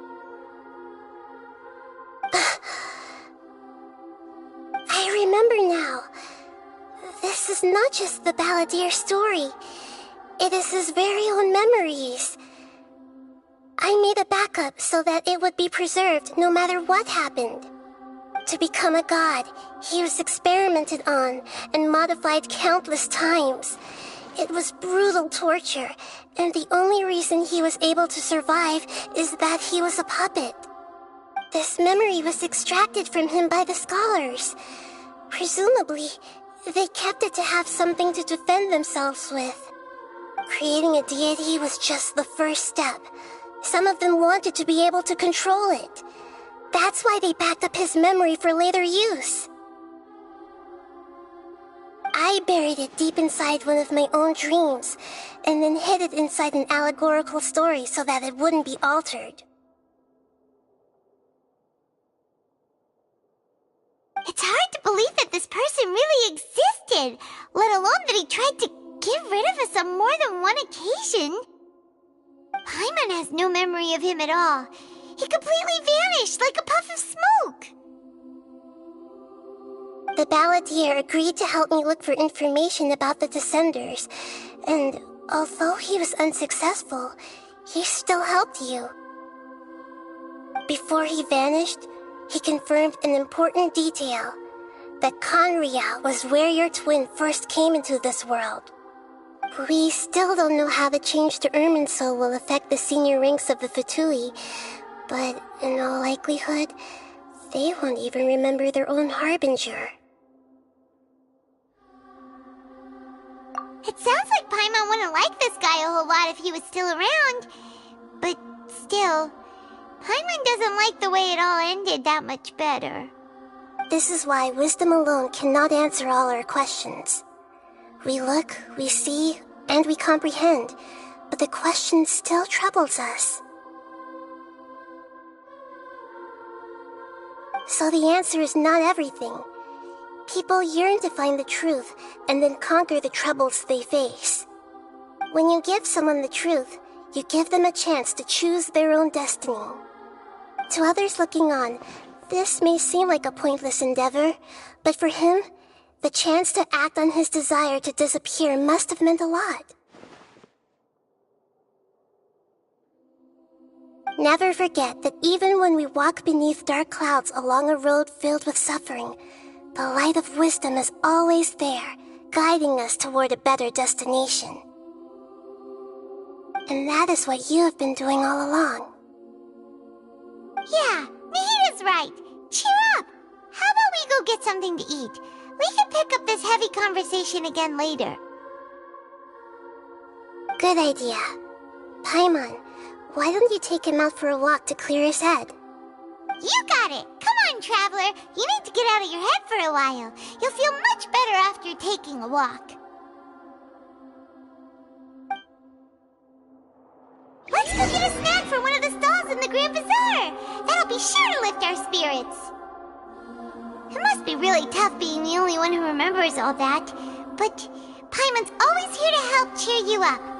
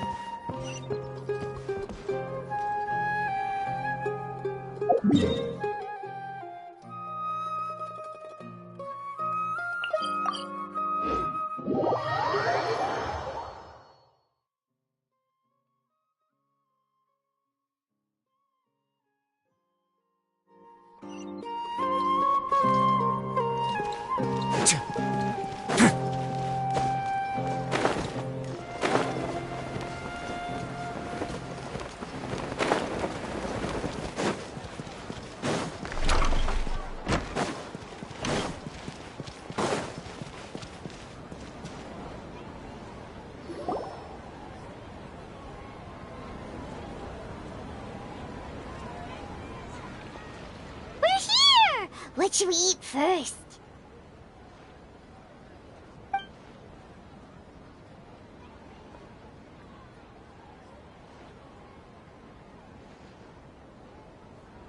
Hey, are you gonna answer or what?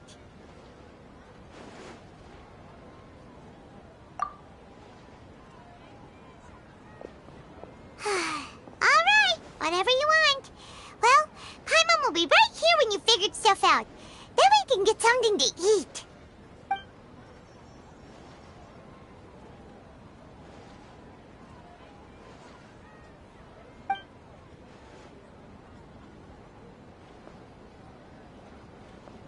What is it? Have you figured it all out?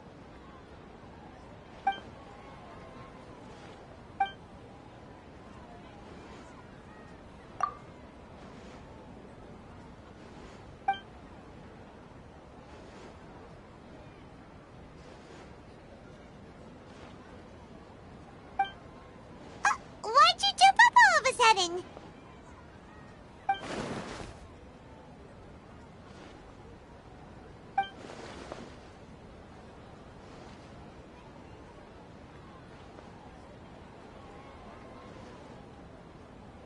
Excuse me, boss. There seems to be a small problem with the last bill. Look, here.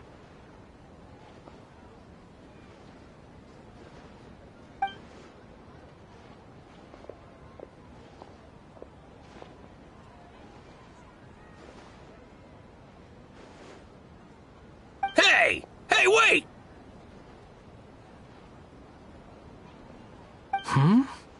You mean me? No, not you. That kid! Didn't you see? Little rascal grabbed my last 2 fresh Sunsettias and ran off. Look, if you're gonna help out here, you can't keep spacing out, okay? What is it? Work's too boring for you? Or has the big city got too many distractions? I wasn't paying close enough attention. Sorry, boss. I think you're right. Maybe it's the city. It's so exciting. It can be hard to focus. Who's that guy? You know him or something? He's who? You're a strange one, kiddo. You say you don't want any money for helping out here, and then when I actually give you some work to do, you keep letting yourself get distracted.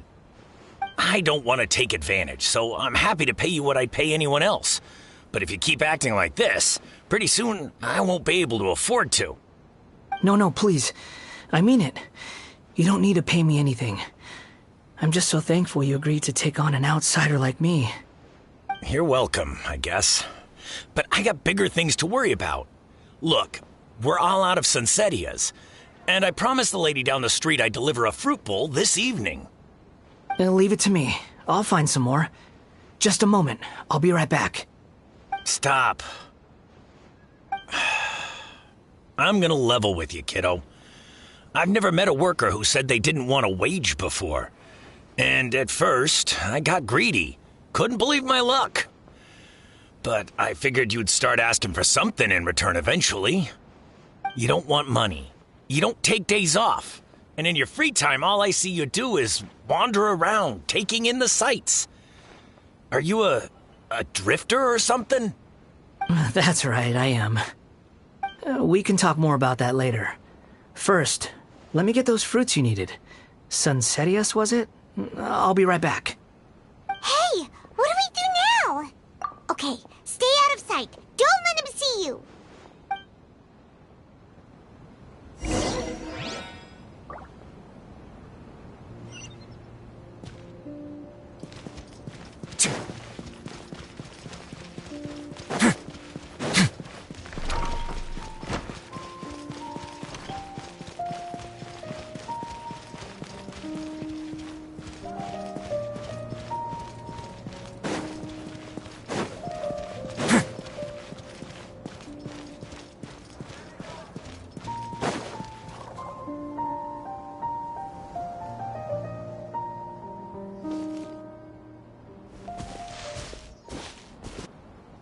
Yeah, this'll do. Even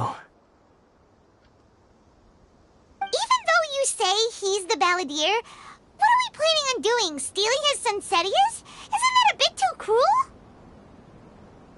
Oh, alright. This should be enough.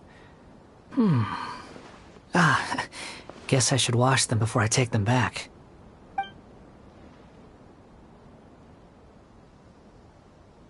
Huh? You two over there. Is there something I can help you with? He spotted us! You've been following me all the way from the city. I'd have to be blind not to notice. Have we met before? No, we haven't met. But you know me? I have no recollection. Are you absolutely sure? Sorry, but I just can't take your word for it. A puppet? What makes you think that? Huh? You were right! The look on his face! I guess you do know me after all. That is not something I share with a lot of people. Look, I'm just a wanderer. But seeing as you've gone through all this trouble to track me down, I'm sure whatever it is must be important. Okay, but please let me deliver these goods to my boss first. Are you really working for that guy? He said you don't want any more for it. Is that true? Yes, I ran into him out in the wilderness during a storm, and he let me take shelter in his cart. In return, I said I'd be his helper for a while. That's oddly nice of you. Let me take these back. Then I'll come with you, okay? Then let's return to the city.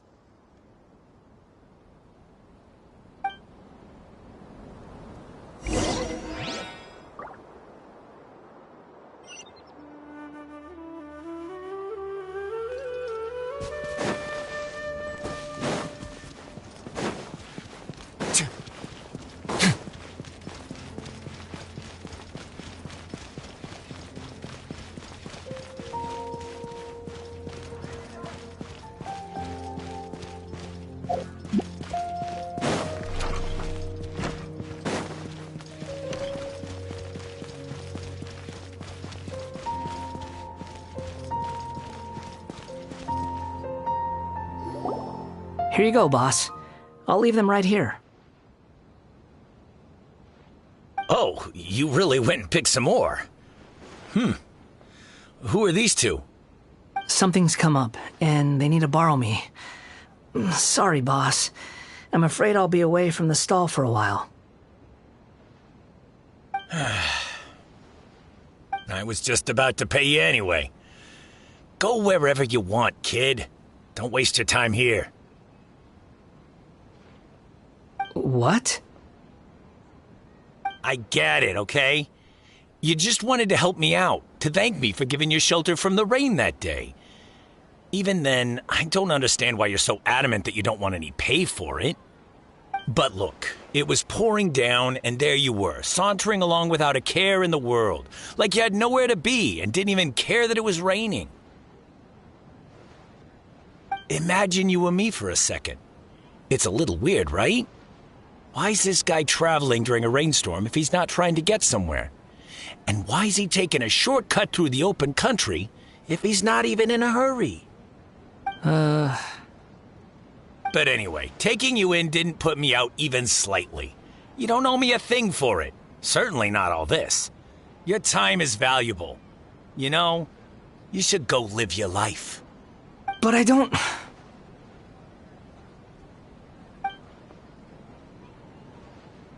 No, you're right.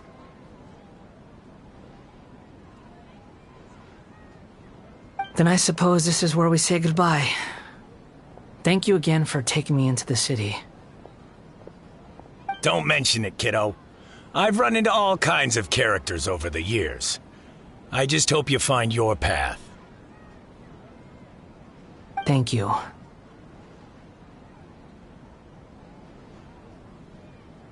All right, done. Thanks for waiting for me. We can go now.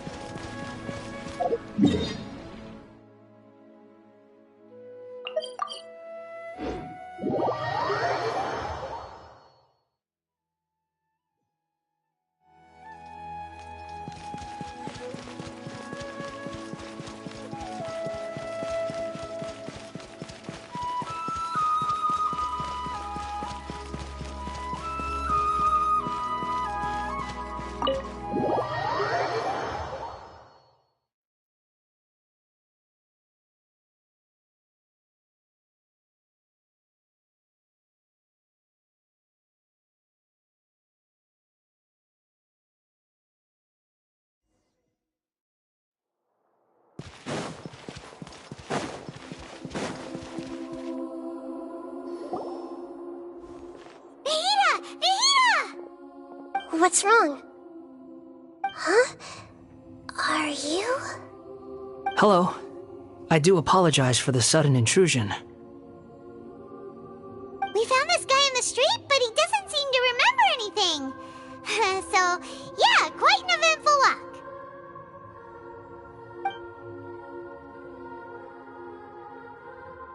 You say that you are trekking across Teyvat to train yourself. Many other Inazumans who describe themselves in this way call themselves Shugenja. Why do you refer to yourself as a wanderer? Well, it seems more relevant in my case. To me, it sounds like a plant with no roots. But these two claim that they know me, and that I have a hidden past unknown even to myself. I wouldn't call it the past, but rather... this is a difficult one to explain. I don't like to rely on using terms like this often, but in your case, it seems that it ought to be called, previous incarnation. Oh, like a past life or something? Yes, something far more distant than the past. So far away that you cannot perceive it. Okay, I have to ask. What was I like in my previous incarnation?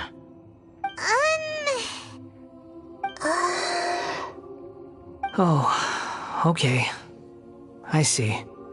You want to tell me, but you can't bring yourselves to say it. Looks like I didn't have the most wonderful existence in my previous incarnation. If it's that difficult to talk about, I have no doubt it will be just as difficult to hear. But I'll be able to handle it. Please, tell me the truth. Is truth something you care a lot about? Yes. Then I'll be straight with you. In your previous incarnation, you did many things that would be considered evil. You nearly died because of what other people did, and many died because of you. As a non-human being, you hated gods and humans alike. You drifted from place to place, never able to settle, even where you found status and identity. You adamantly believed that you were missing a heart. Actions rooted in persistence sometimes bear bitter fruit. Sometimes, you have to let parts of yourself go, or you'll never be happy.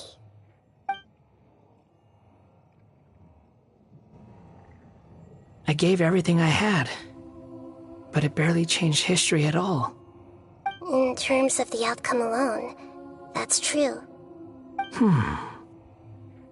I don't think I can judge everything I've heard purely in terms of right and wrong. Each choice a person makes belongs to a specific place and time, a chain of cause and effect, a cycle of karma and consequence. That is the nature of truth. If one thing is right, its opposite must be wrong. And yet, dichotomies like this are not enough to explain the world in all of its complexity. It seems like my previous incarnation wasn't the most likable individual. We're not trying to hurt your feelings or anything, but yeah, we weren't your biggest fans.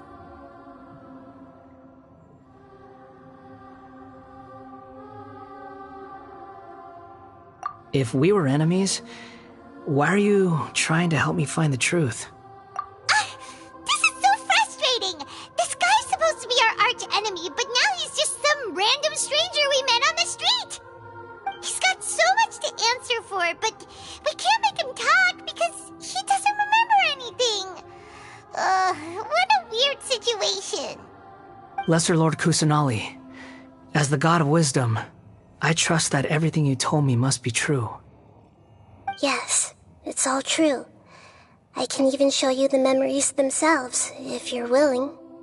Please, I want to see them for myself. I want to experience my own transgressions. Even though it will cause your present self great mental anguish? I'm just a puppet, with no heart and no name. There is nothing in this world for me to cling to fill the void within me. Except maybe these sins that can never be undone. Very well. As you wish. Wait, shouldn't we go with him? This one's kind of on us for bringing him here. Don't worry. Whatever danger I might face, it's my burden to bear. Traveler, could I ask you to supervise him on my behalf?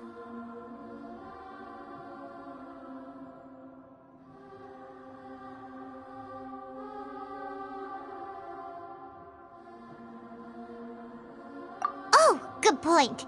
Given your, unique situation, we'd better keep an eye on you. Understood. Thank you. Now, prepare yourselves, everyone.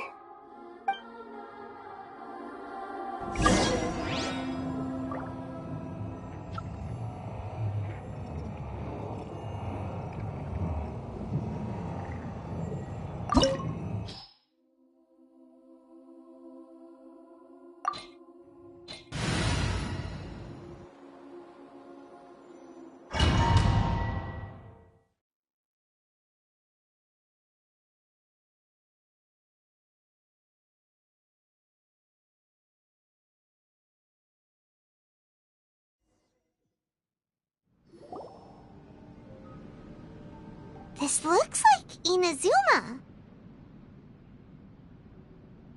Right now, you're in a dream I created using information extracted from your memories.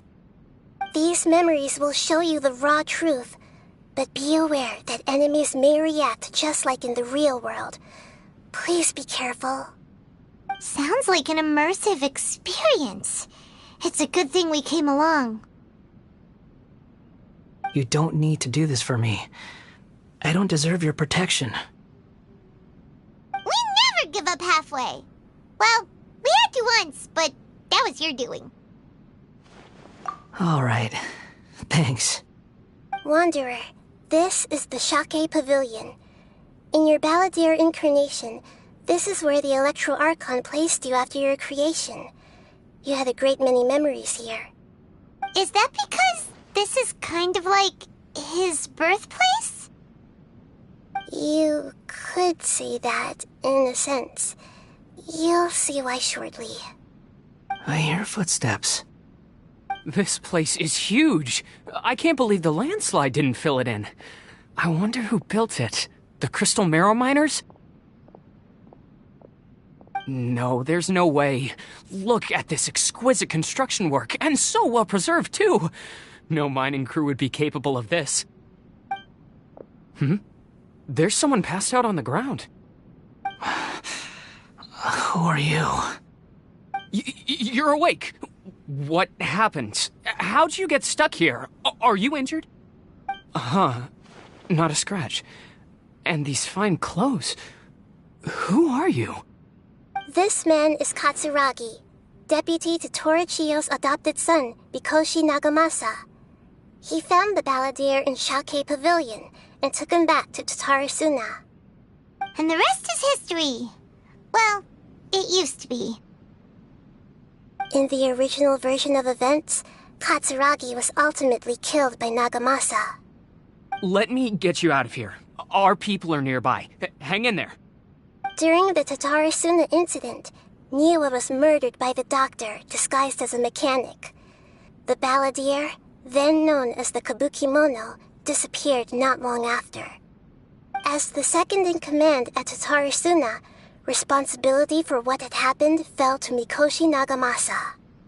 But Katsuragi had sworn lifelong loyalty to Nagamasa after the latter had once saved his life.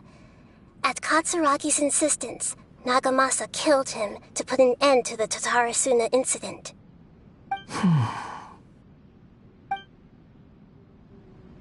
Katsuragi seems like he was a good guy. He looks like a warrior, but he has a kind face. Why couldn't he live a long and happy life?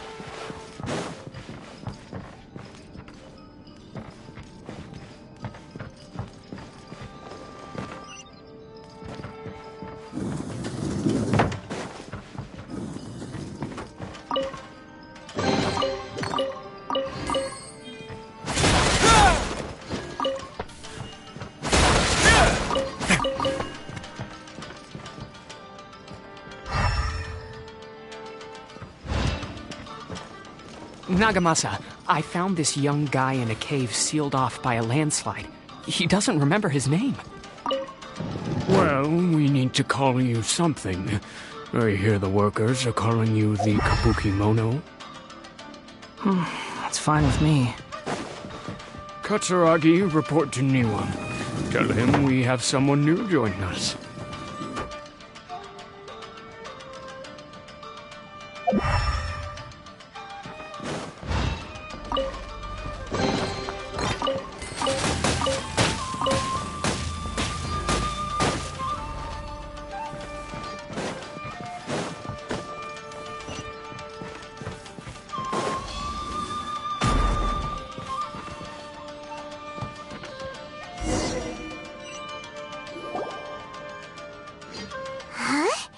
What are we doing back here?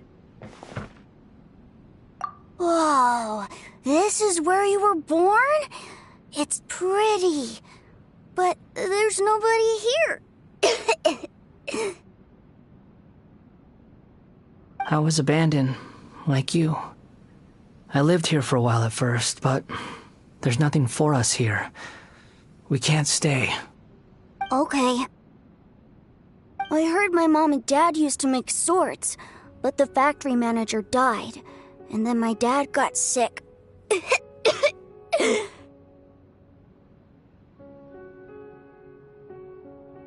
He kept coughing all the time, just like me. Then Mom started coughing too. But you can't. You promised me. Yup, we're family now. We're gonna be together forever and ever. This child didn't have a name. Or rather, the balladeer didn't know what to call him. His father died before he could name him. After his mother died, the child stayed in their straw hut alone. Some of the neighbors helped to raise him. After leaving Tatarasuna, the balladeer ran into this child who didn't have a name, just like him. They made a promise to live together. What happened to the child then? He died from his illness while he was still very young. The balladeer came home one day and found that he had stopped breathing. Hey! What's wrong? Say something! You promised me we could be family! You're no different from Niwa and all the others. You betrayed me too.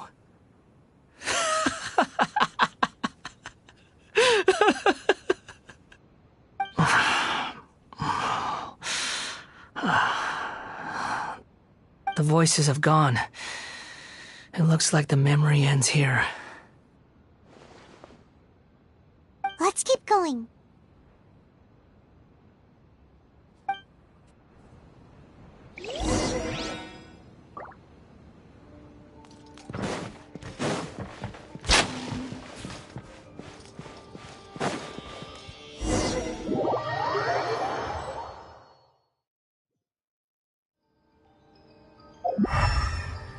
You do realize you're blocking my path.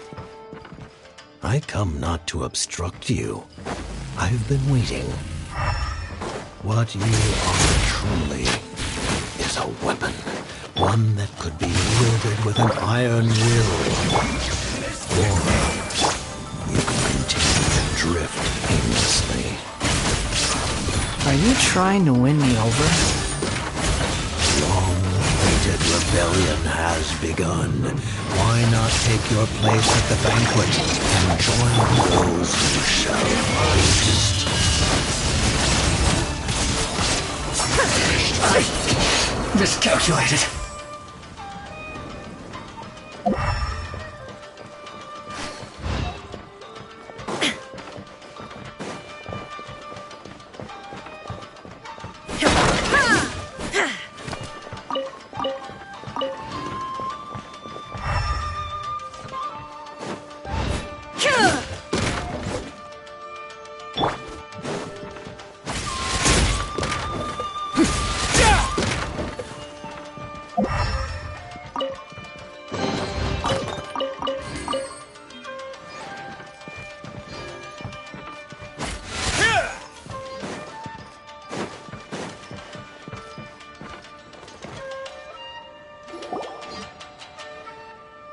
This place is dark.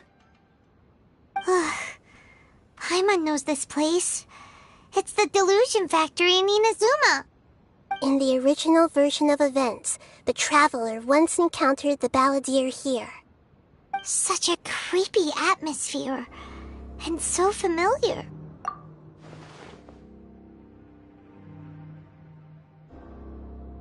Hey, look over there! Well, well, my fair lady. Is this rundown factory and these incompetent fools all for me? Wow. You shouldn't have. Huh.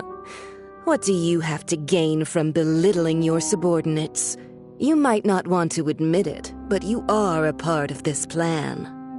Perhaps you find fighting in the Abyss to be a more meaningful use of your time? Oh, but of course, even this pales in comparison to being experimented on by the doctor. What a sharp tongue you have. Funny how negotiating never seems to be your strong suit. For the task ahead, I suggest you keep your true feelings to yourself. Save your breath. I know what I have to do. I'm sure you think so, but I still think you need to hear it. Don't start thinking you're invincible, and don't let your emotions get in the way. Surely you're not worried about me. I just can't have you getting in my way. You and Child never fail to find ways to complicate things. I'm merely lighting a little fire in this chaotic nation. But you, being tossed out like trash, must make you want to destroy it completely. Do you remember the last time you were here?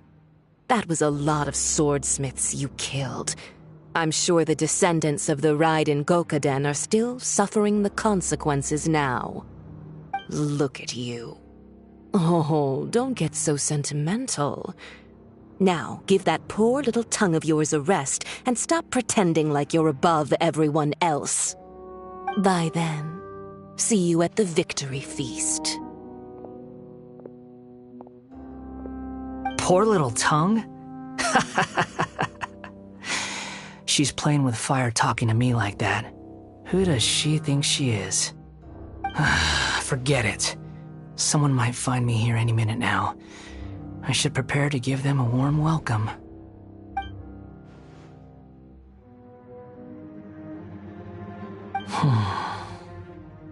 The plot does not end here. There is more of this story to come. Wanderer, are you able to continue? Yes, Please don't worry about me. Why are you staring at me in silence? Can't you think of a nicer way to express yourself? I'm under no obligation to be nice to you. Besides, I thought nothing mattered to you except results in your own interests. Isn't that right, witch? Muddle-headed puppet. You're only number 6 because you can take more abuse than other humans. Do you really count that as an asset? You're about as much fun to be around as a raging inferno.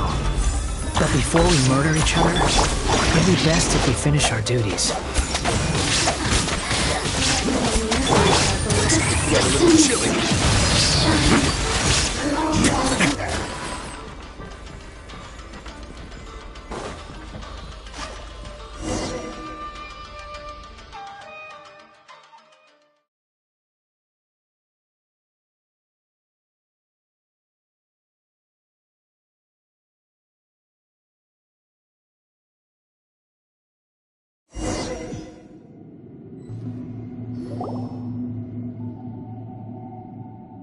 Looks like we have arrived in Sumeru.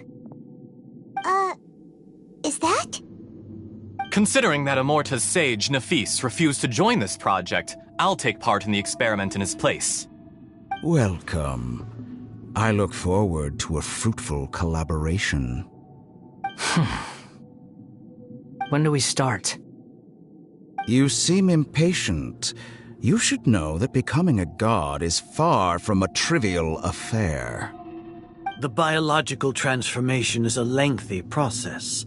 As such, I too would recommend that we commence as soon as possible. In the event that a successful connection is established, his body will become permanently bound to the machine, and he will be unable to move independently of it. Nothing worse than what I've been through before then, Doctor. You were the most resilient test subject I ever came across. Thanks to you, I was able to garner a great deal of information. Alas, after that, you were under orders to remain in the abyss. We barely saw each other, and it became difficult to further refine the knowledge I had gained. That was gracefully worded. Ever wonder what they think if they knew that nothing matters to you, apart from your crazy experiments? I suggest you speak to me in a more respectful tone, Scaramouche. The mere fact of your utility does not make you indestructible. The doctor again? That was uncomfortable to watch. That person gives off a very sinister energy. It's normal for him to give you the creeps. He scares the bejeebers out of Paimon. Let's move on.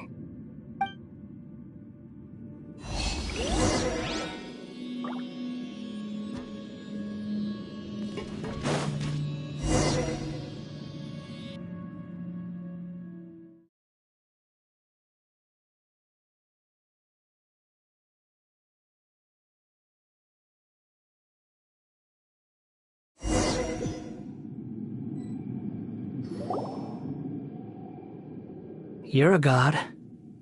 Do you think I'm evil? If you accept that he is you, just as you are you, then yes, you are evil.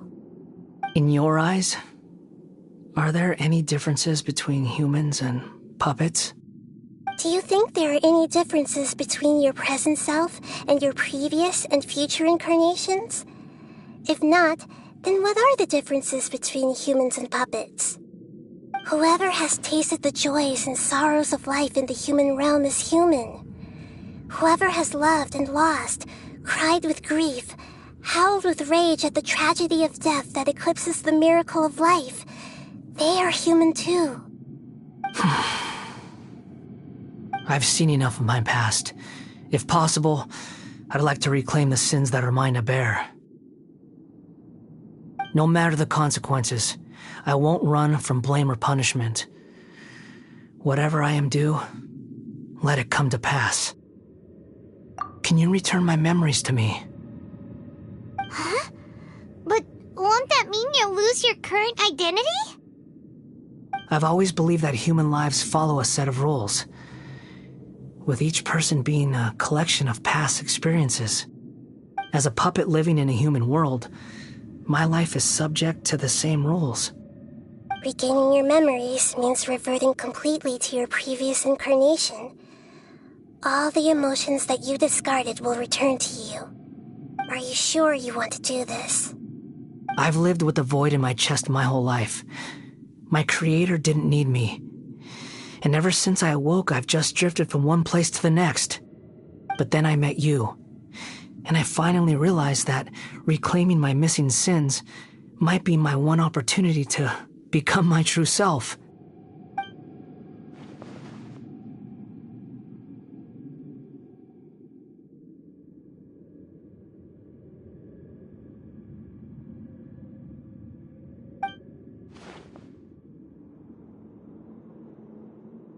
I've always felt I have an innate tendency to yearn for something more, in a way that goes deeper than for most people.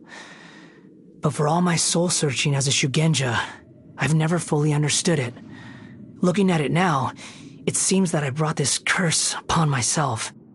So I beg you, grant me this opportunity to gain a purpose, to change my destiny, and end my wandering. Very well. Since your mind is made up, I will return to you that which is yours.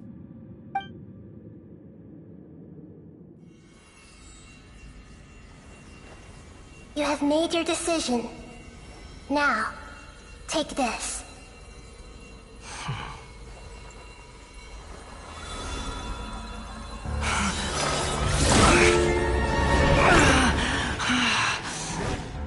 Set him free. A puppet? What's he doing here? You're a human as far as I'm concerned. Everyone's here. Wonderful. What a fine blade. Nagamasa will be thrilled. This is my...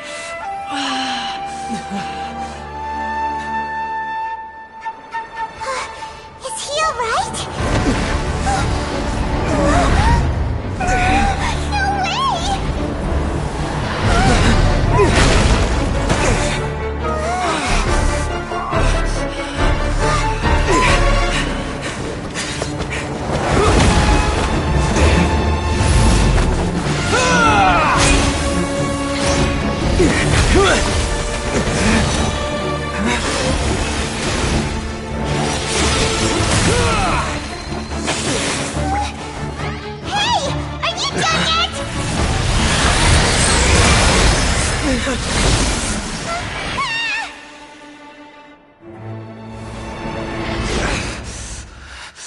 All worthless dross will be purged.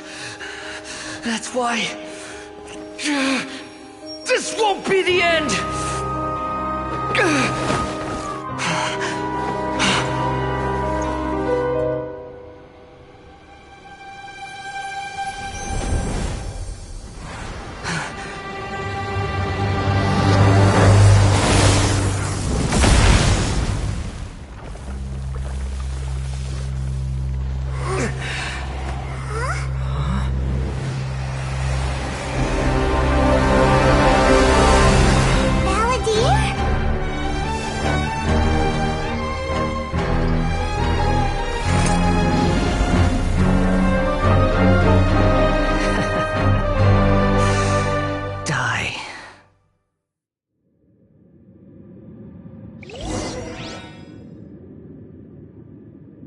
This is trying my patience.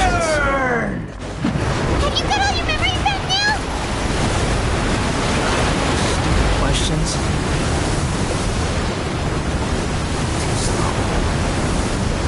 Insignificant Spawn Fury!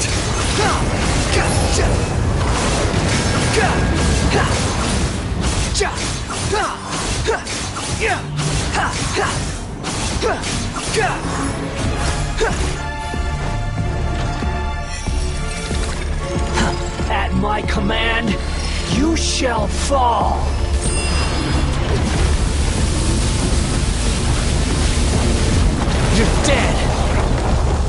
rises. Feeble human!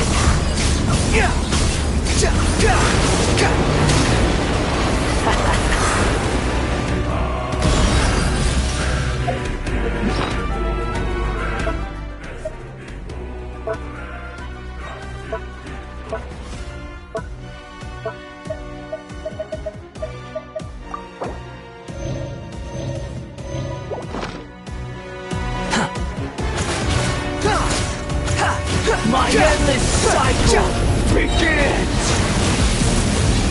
Swollen Fury! Bow your head!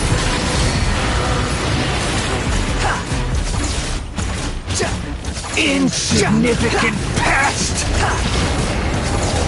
Behold!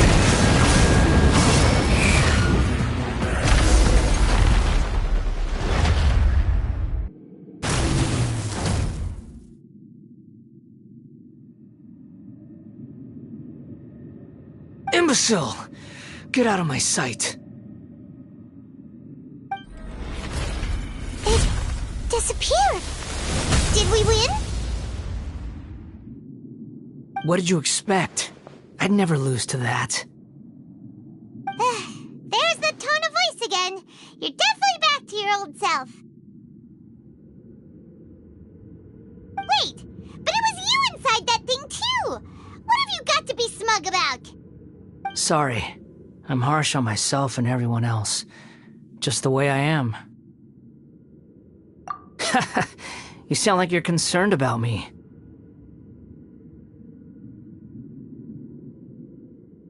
But don't worry. Thanks to you, even if I didn't change a thing, at least I now know the truth. The memory recovery seems to have been a success. This dream has served its purpose. Come on. Let's continue this outside.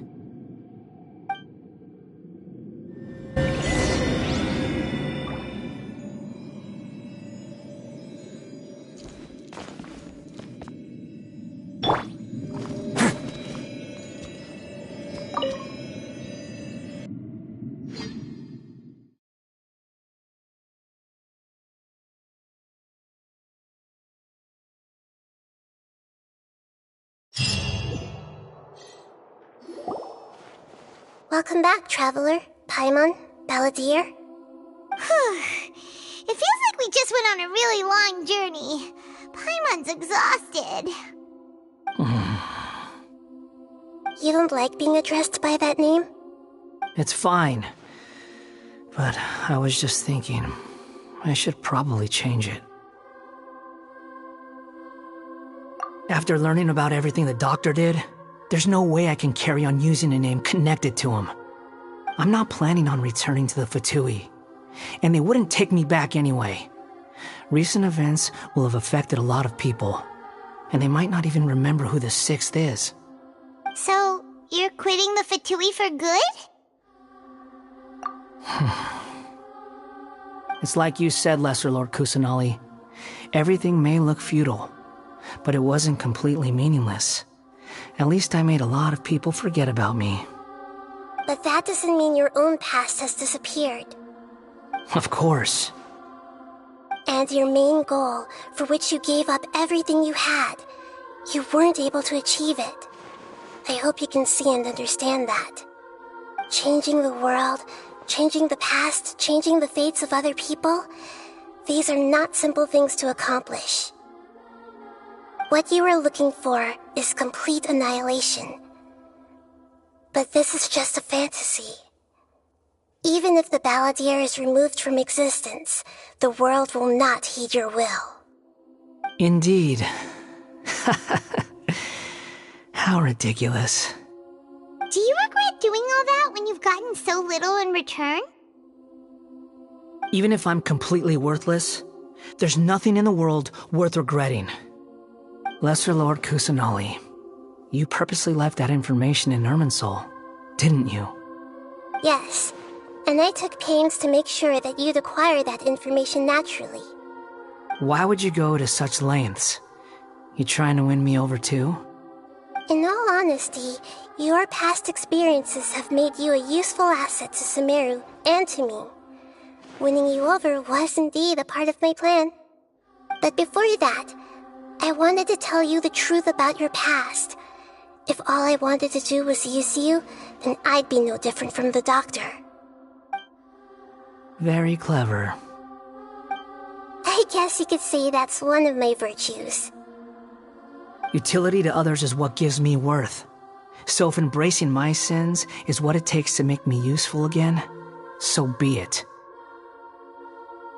Oh right, I almost forgot. You're the good guys. You're into justice and all that.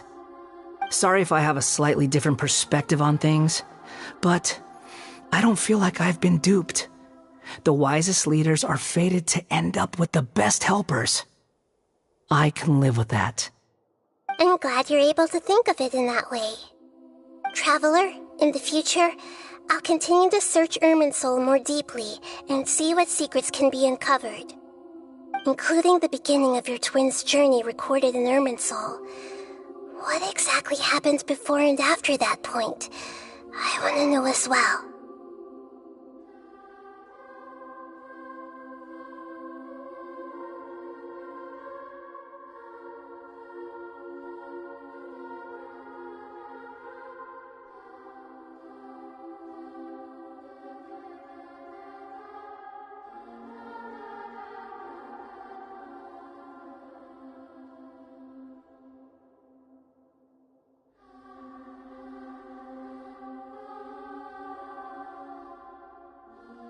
I will try.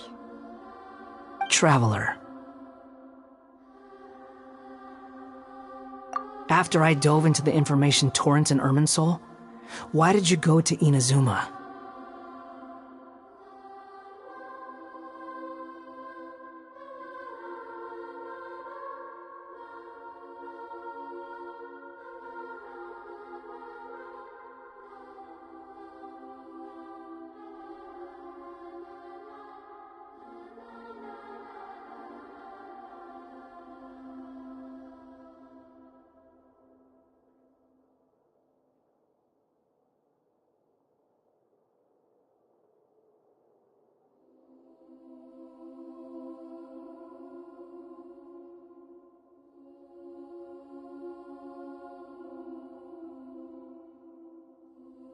So that's how you found out whose fate had changed.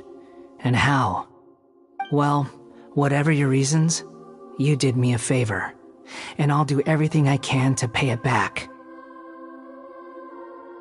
Borrowing and returning are the only real relationships between individuals. I'll balance the books one day. Don't you worry. That's not true. A relationship between two people is not simply a ledger that can be reset to zero. I think deep down you realize this. People who show up in your life don't just evaporate like water drops and leave nothing behind. There is no such thing as balancing the books. Some things in this world can never be brought back, and they can never be changed, which is why there is emotion in the human world. Everything that you feel is real and lasting, and whatever is missing in you will not be made whole. To be human is to live with imperfections. You can choose whether or not you want to be human. But humans can't live without a heart, can they? Anyway, I gave up trying to become a human a long time ago. You understand what pain is perfectly well, even without a heart. You're just bearing your feelings. The past is set in stone, but you can keep moving on. And the longer your future lasts, the shorter your past will become, until one day, it is but a tiny fraction of your life. Sounds like you've got a future planned out for me. Everything's ended up being pretty darn complicated. Paimon doesn't even know where to start, but the most important thing now is that you need to follow Nahida.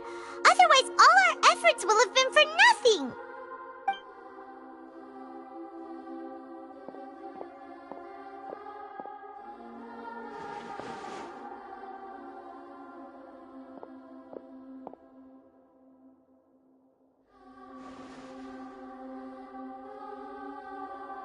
Then I guess I'll be helping you from behind the scenes from now on.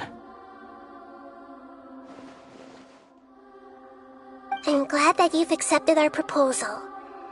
Why don't you choose a new name to celebrate? Ooh! Paimon wants to pick an ugly nickname for you, too! Why?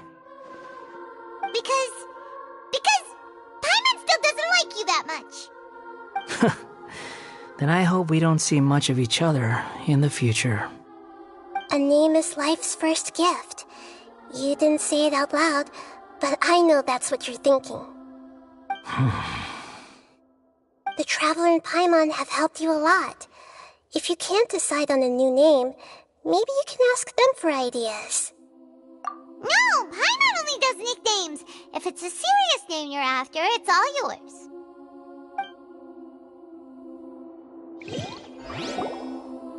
Have you got anything?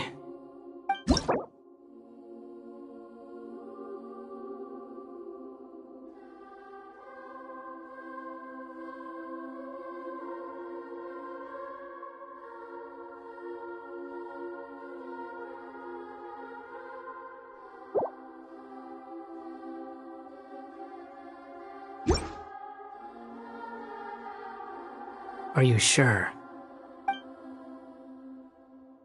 Oh, alright. If you say so. There. Now you have a name of your own. What about a nickname? Are you done yet? Still thinking. Stop rushing me! Take your time. I don't need to see you again until you've thought of one.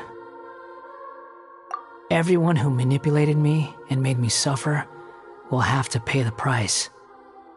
You mean the Fatui? The doctor, at least.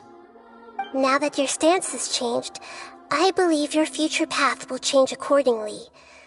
But it won't be immediate. You still need some time to compose yourself. One more thing. There are still some descendants of the Raiden Gokuden living in Inazuma. Some of them know. Well, they ought to know about the connection between Raiden Gokuden and myself. I don't plan to leave Sumeru for the time being. If you see them in Inazuma, please tell them that I was the one responsible for the Raiden Gokuden's downfall. Even though the events have been erased from the world, they still deserve to know the truth. I see. That is up to you. Huh? But if we do that, then... It's fine. Let them stab their blades into my chest if they so desire. Maybe that's how it always should have been. No nonsense. I like it. Alright, let's call it a day. Goodbye, wise deity. And you too. He's gone. What he went through today would have been like living an entire lifetime in an instant. He'll need some time to calm down. Yeah, true. But even so, after everything that's happened, he doesn't seem quite as fierce anymore. So we can finally go eat? Paimon is starving. Thank you both. I hope you will find somewhere nice to go and relax for a while.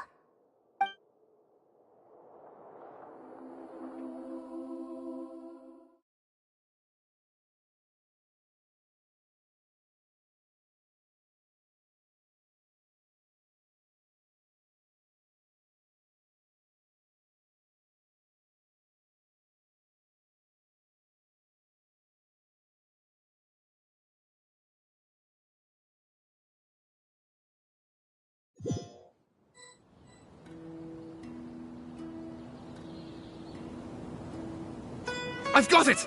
I can end my novel with some words from Mikoshi Nagamasa. You mean because everyone else in the story is dead? Yeah, I heard that Mikoshi Nagamasa died at a ripe old age. He's the perfect fit to be the narrator of the epilogue.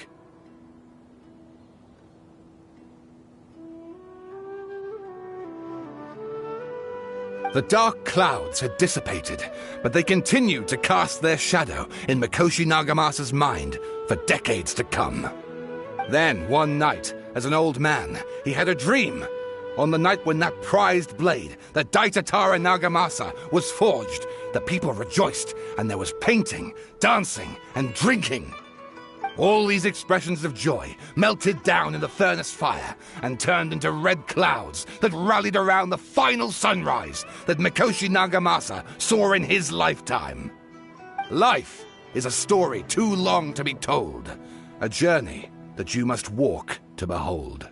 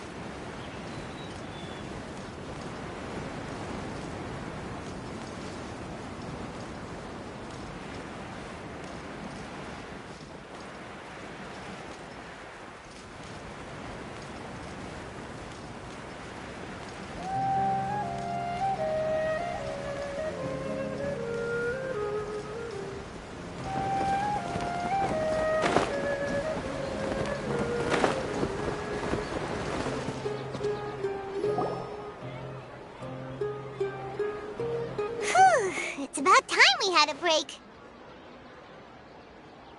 As soon as you stop, all the tiredness and hunger comes rushing back. Wow, great! Huh? Look at the vase. Did someone break it while they were cleaning the room or something? But Paimon doesn't remember there being a cleaner.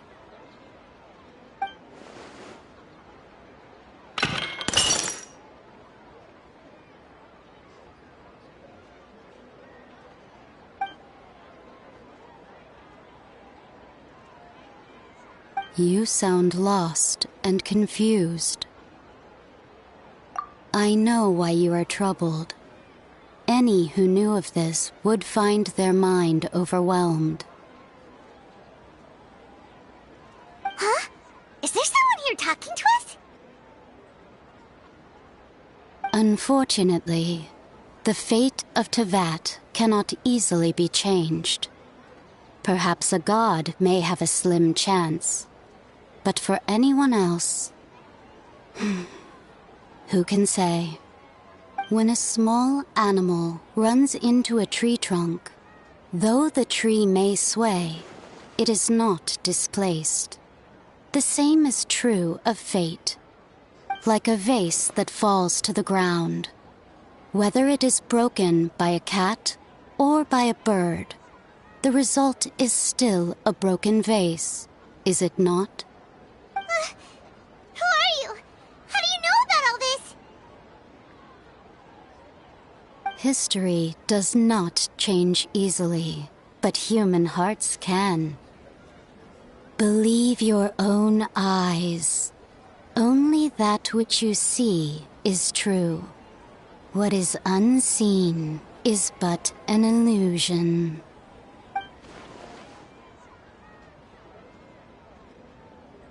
The voice has disappeared. And who the heck was that? And what were they doing coming out of nowhere and saying all that scary stuff?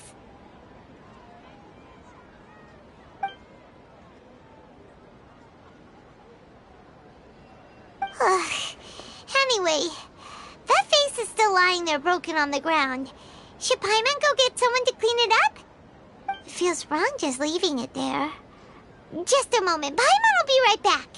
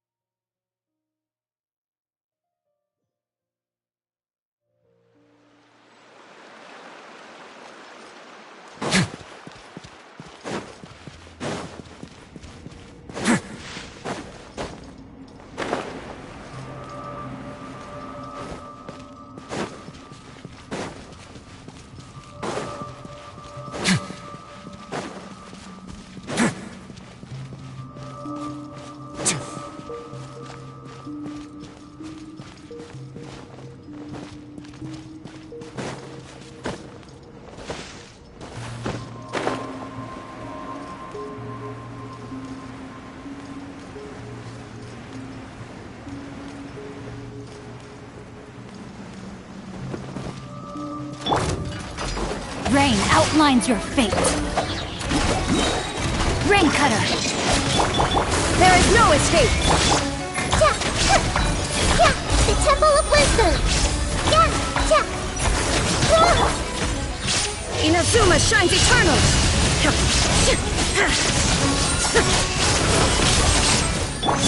Have a seat! Yeah!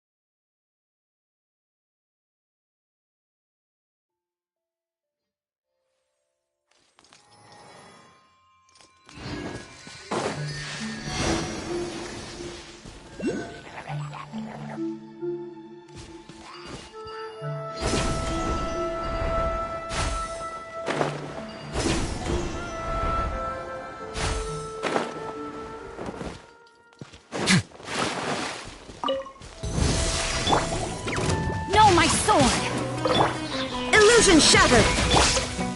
Hey!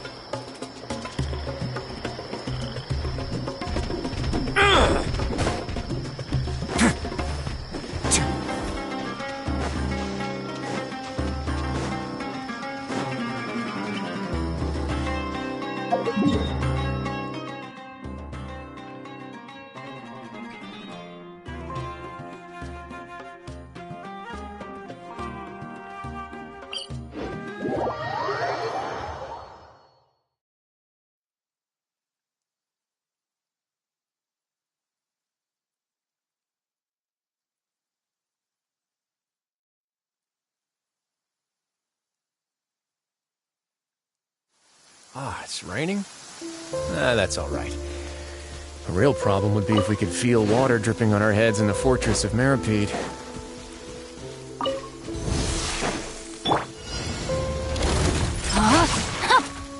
Witness the power of Gugwa! There is no escape!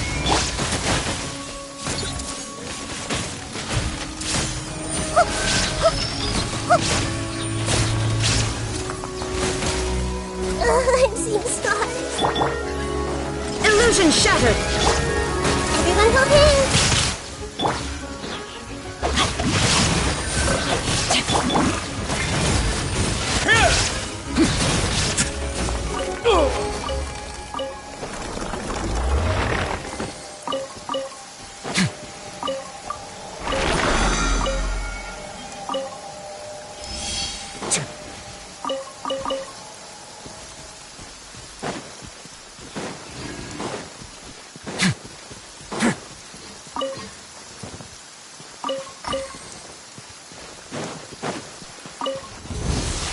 Please appreciate my sincerity.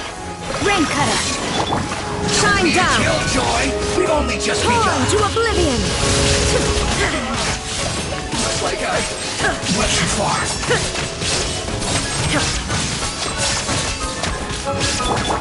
Stay cool. Face your guilt. The banquet is nearing its end. I have... No, my sword! Let's move. Hey, this was unwise. Witness the power of Gugwa! Body and mind. Now you shall perish! Ha! Ha! Ha!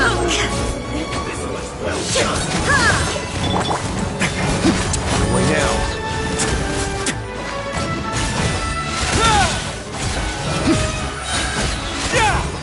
It's gonna get a little chilly, folks.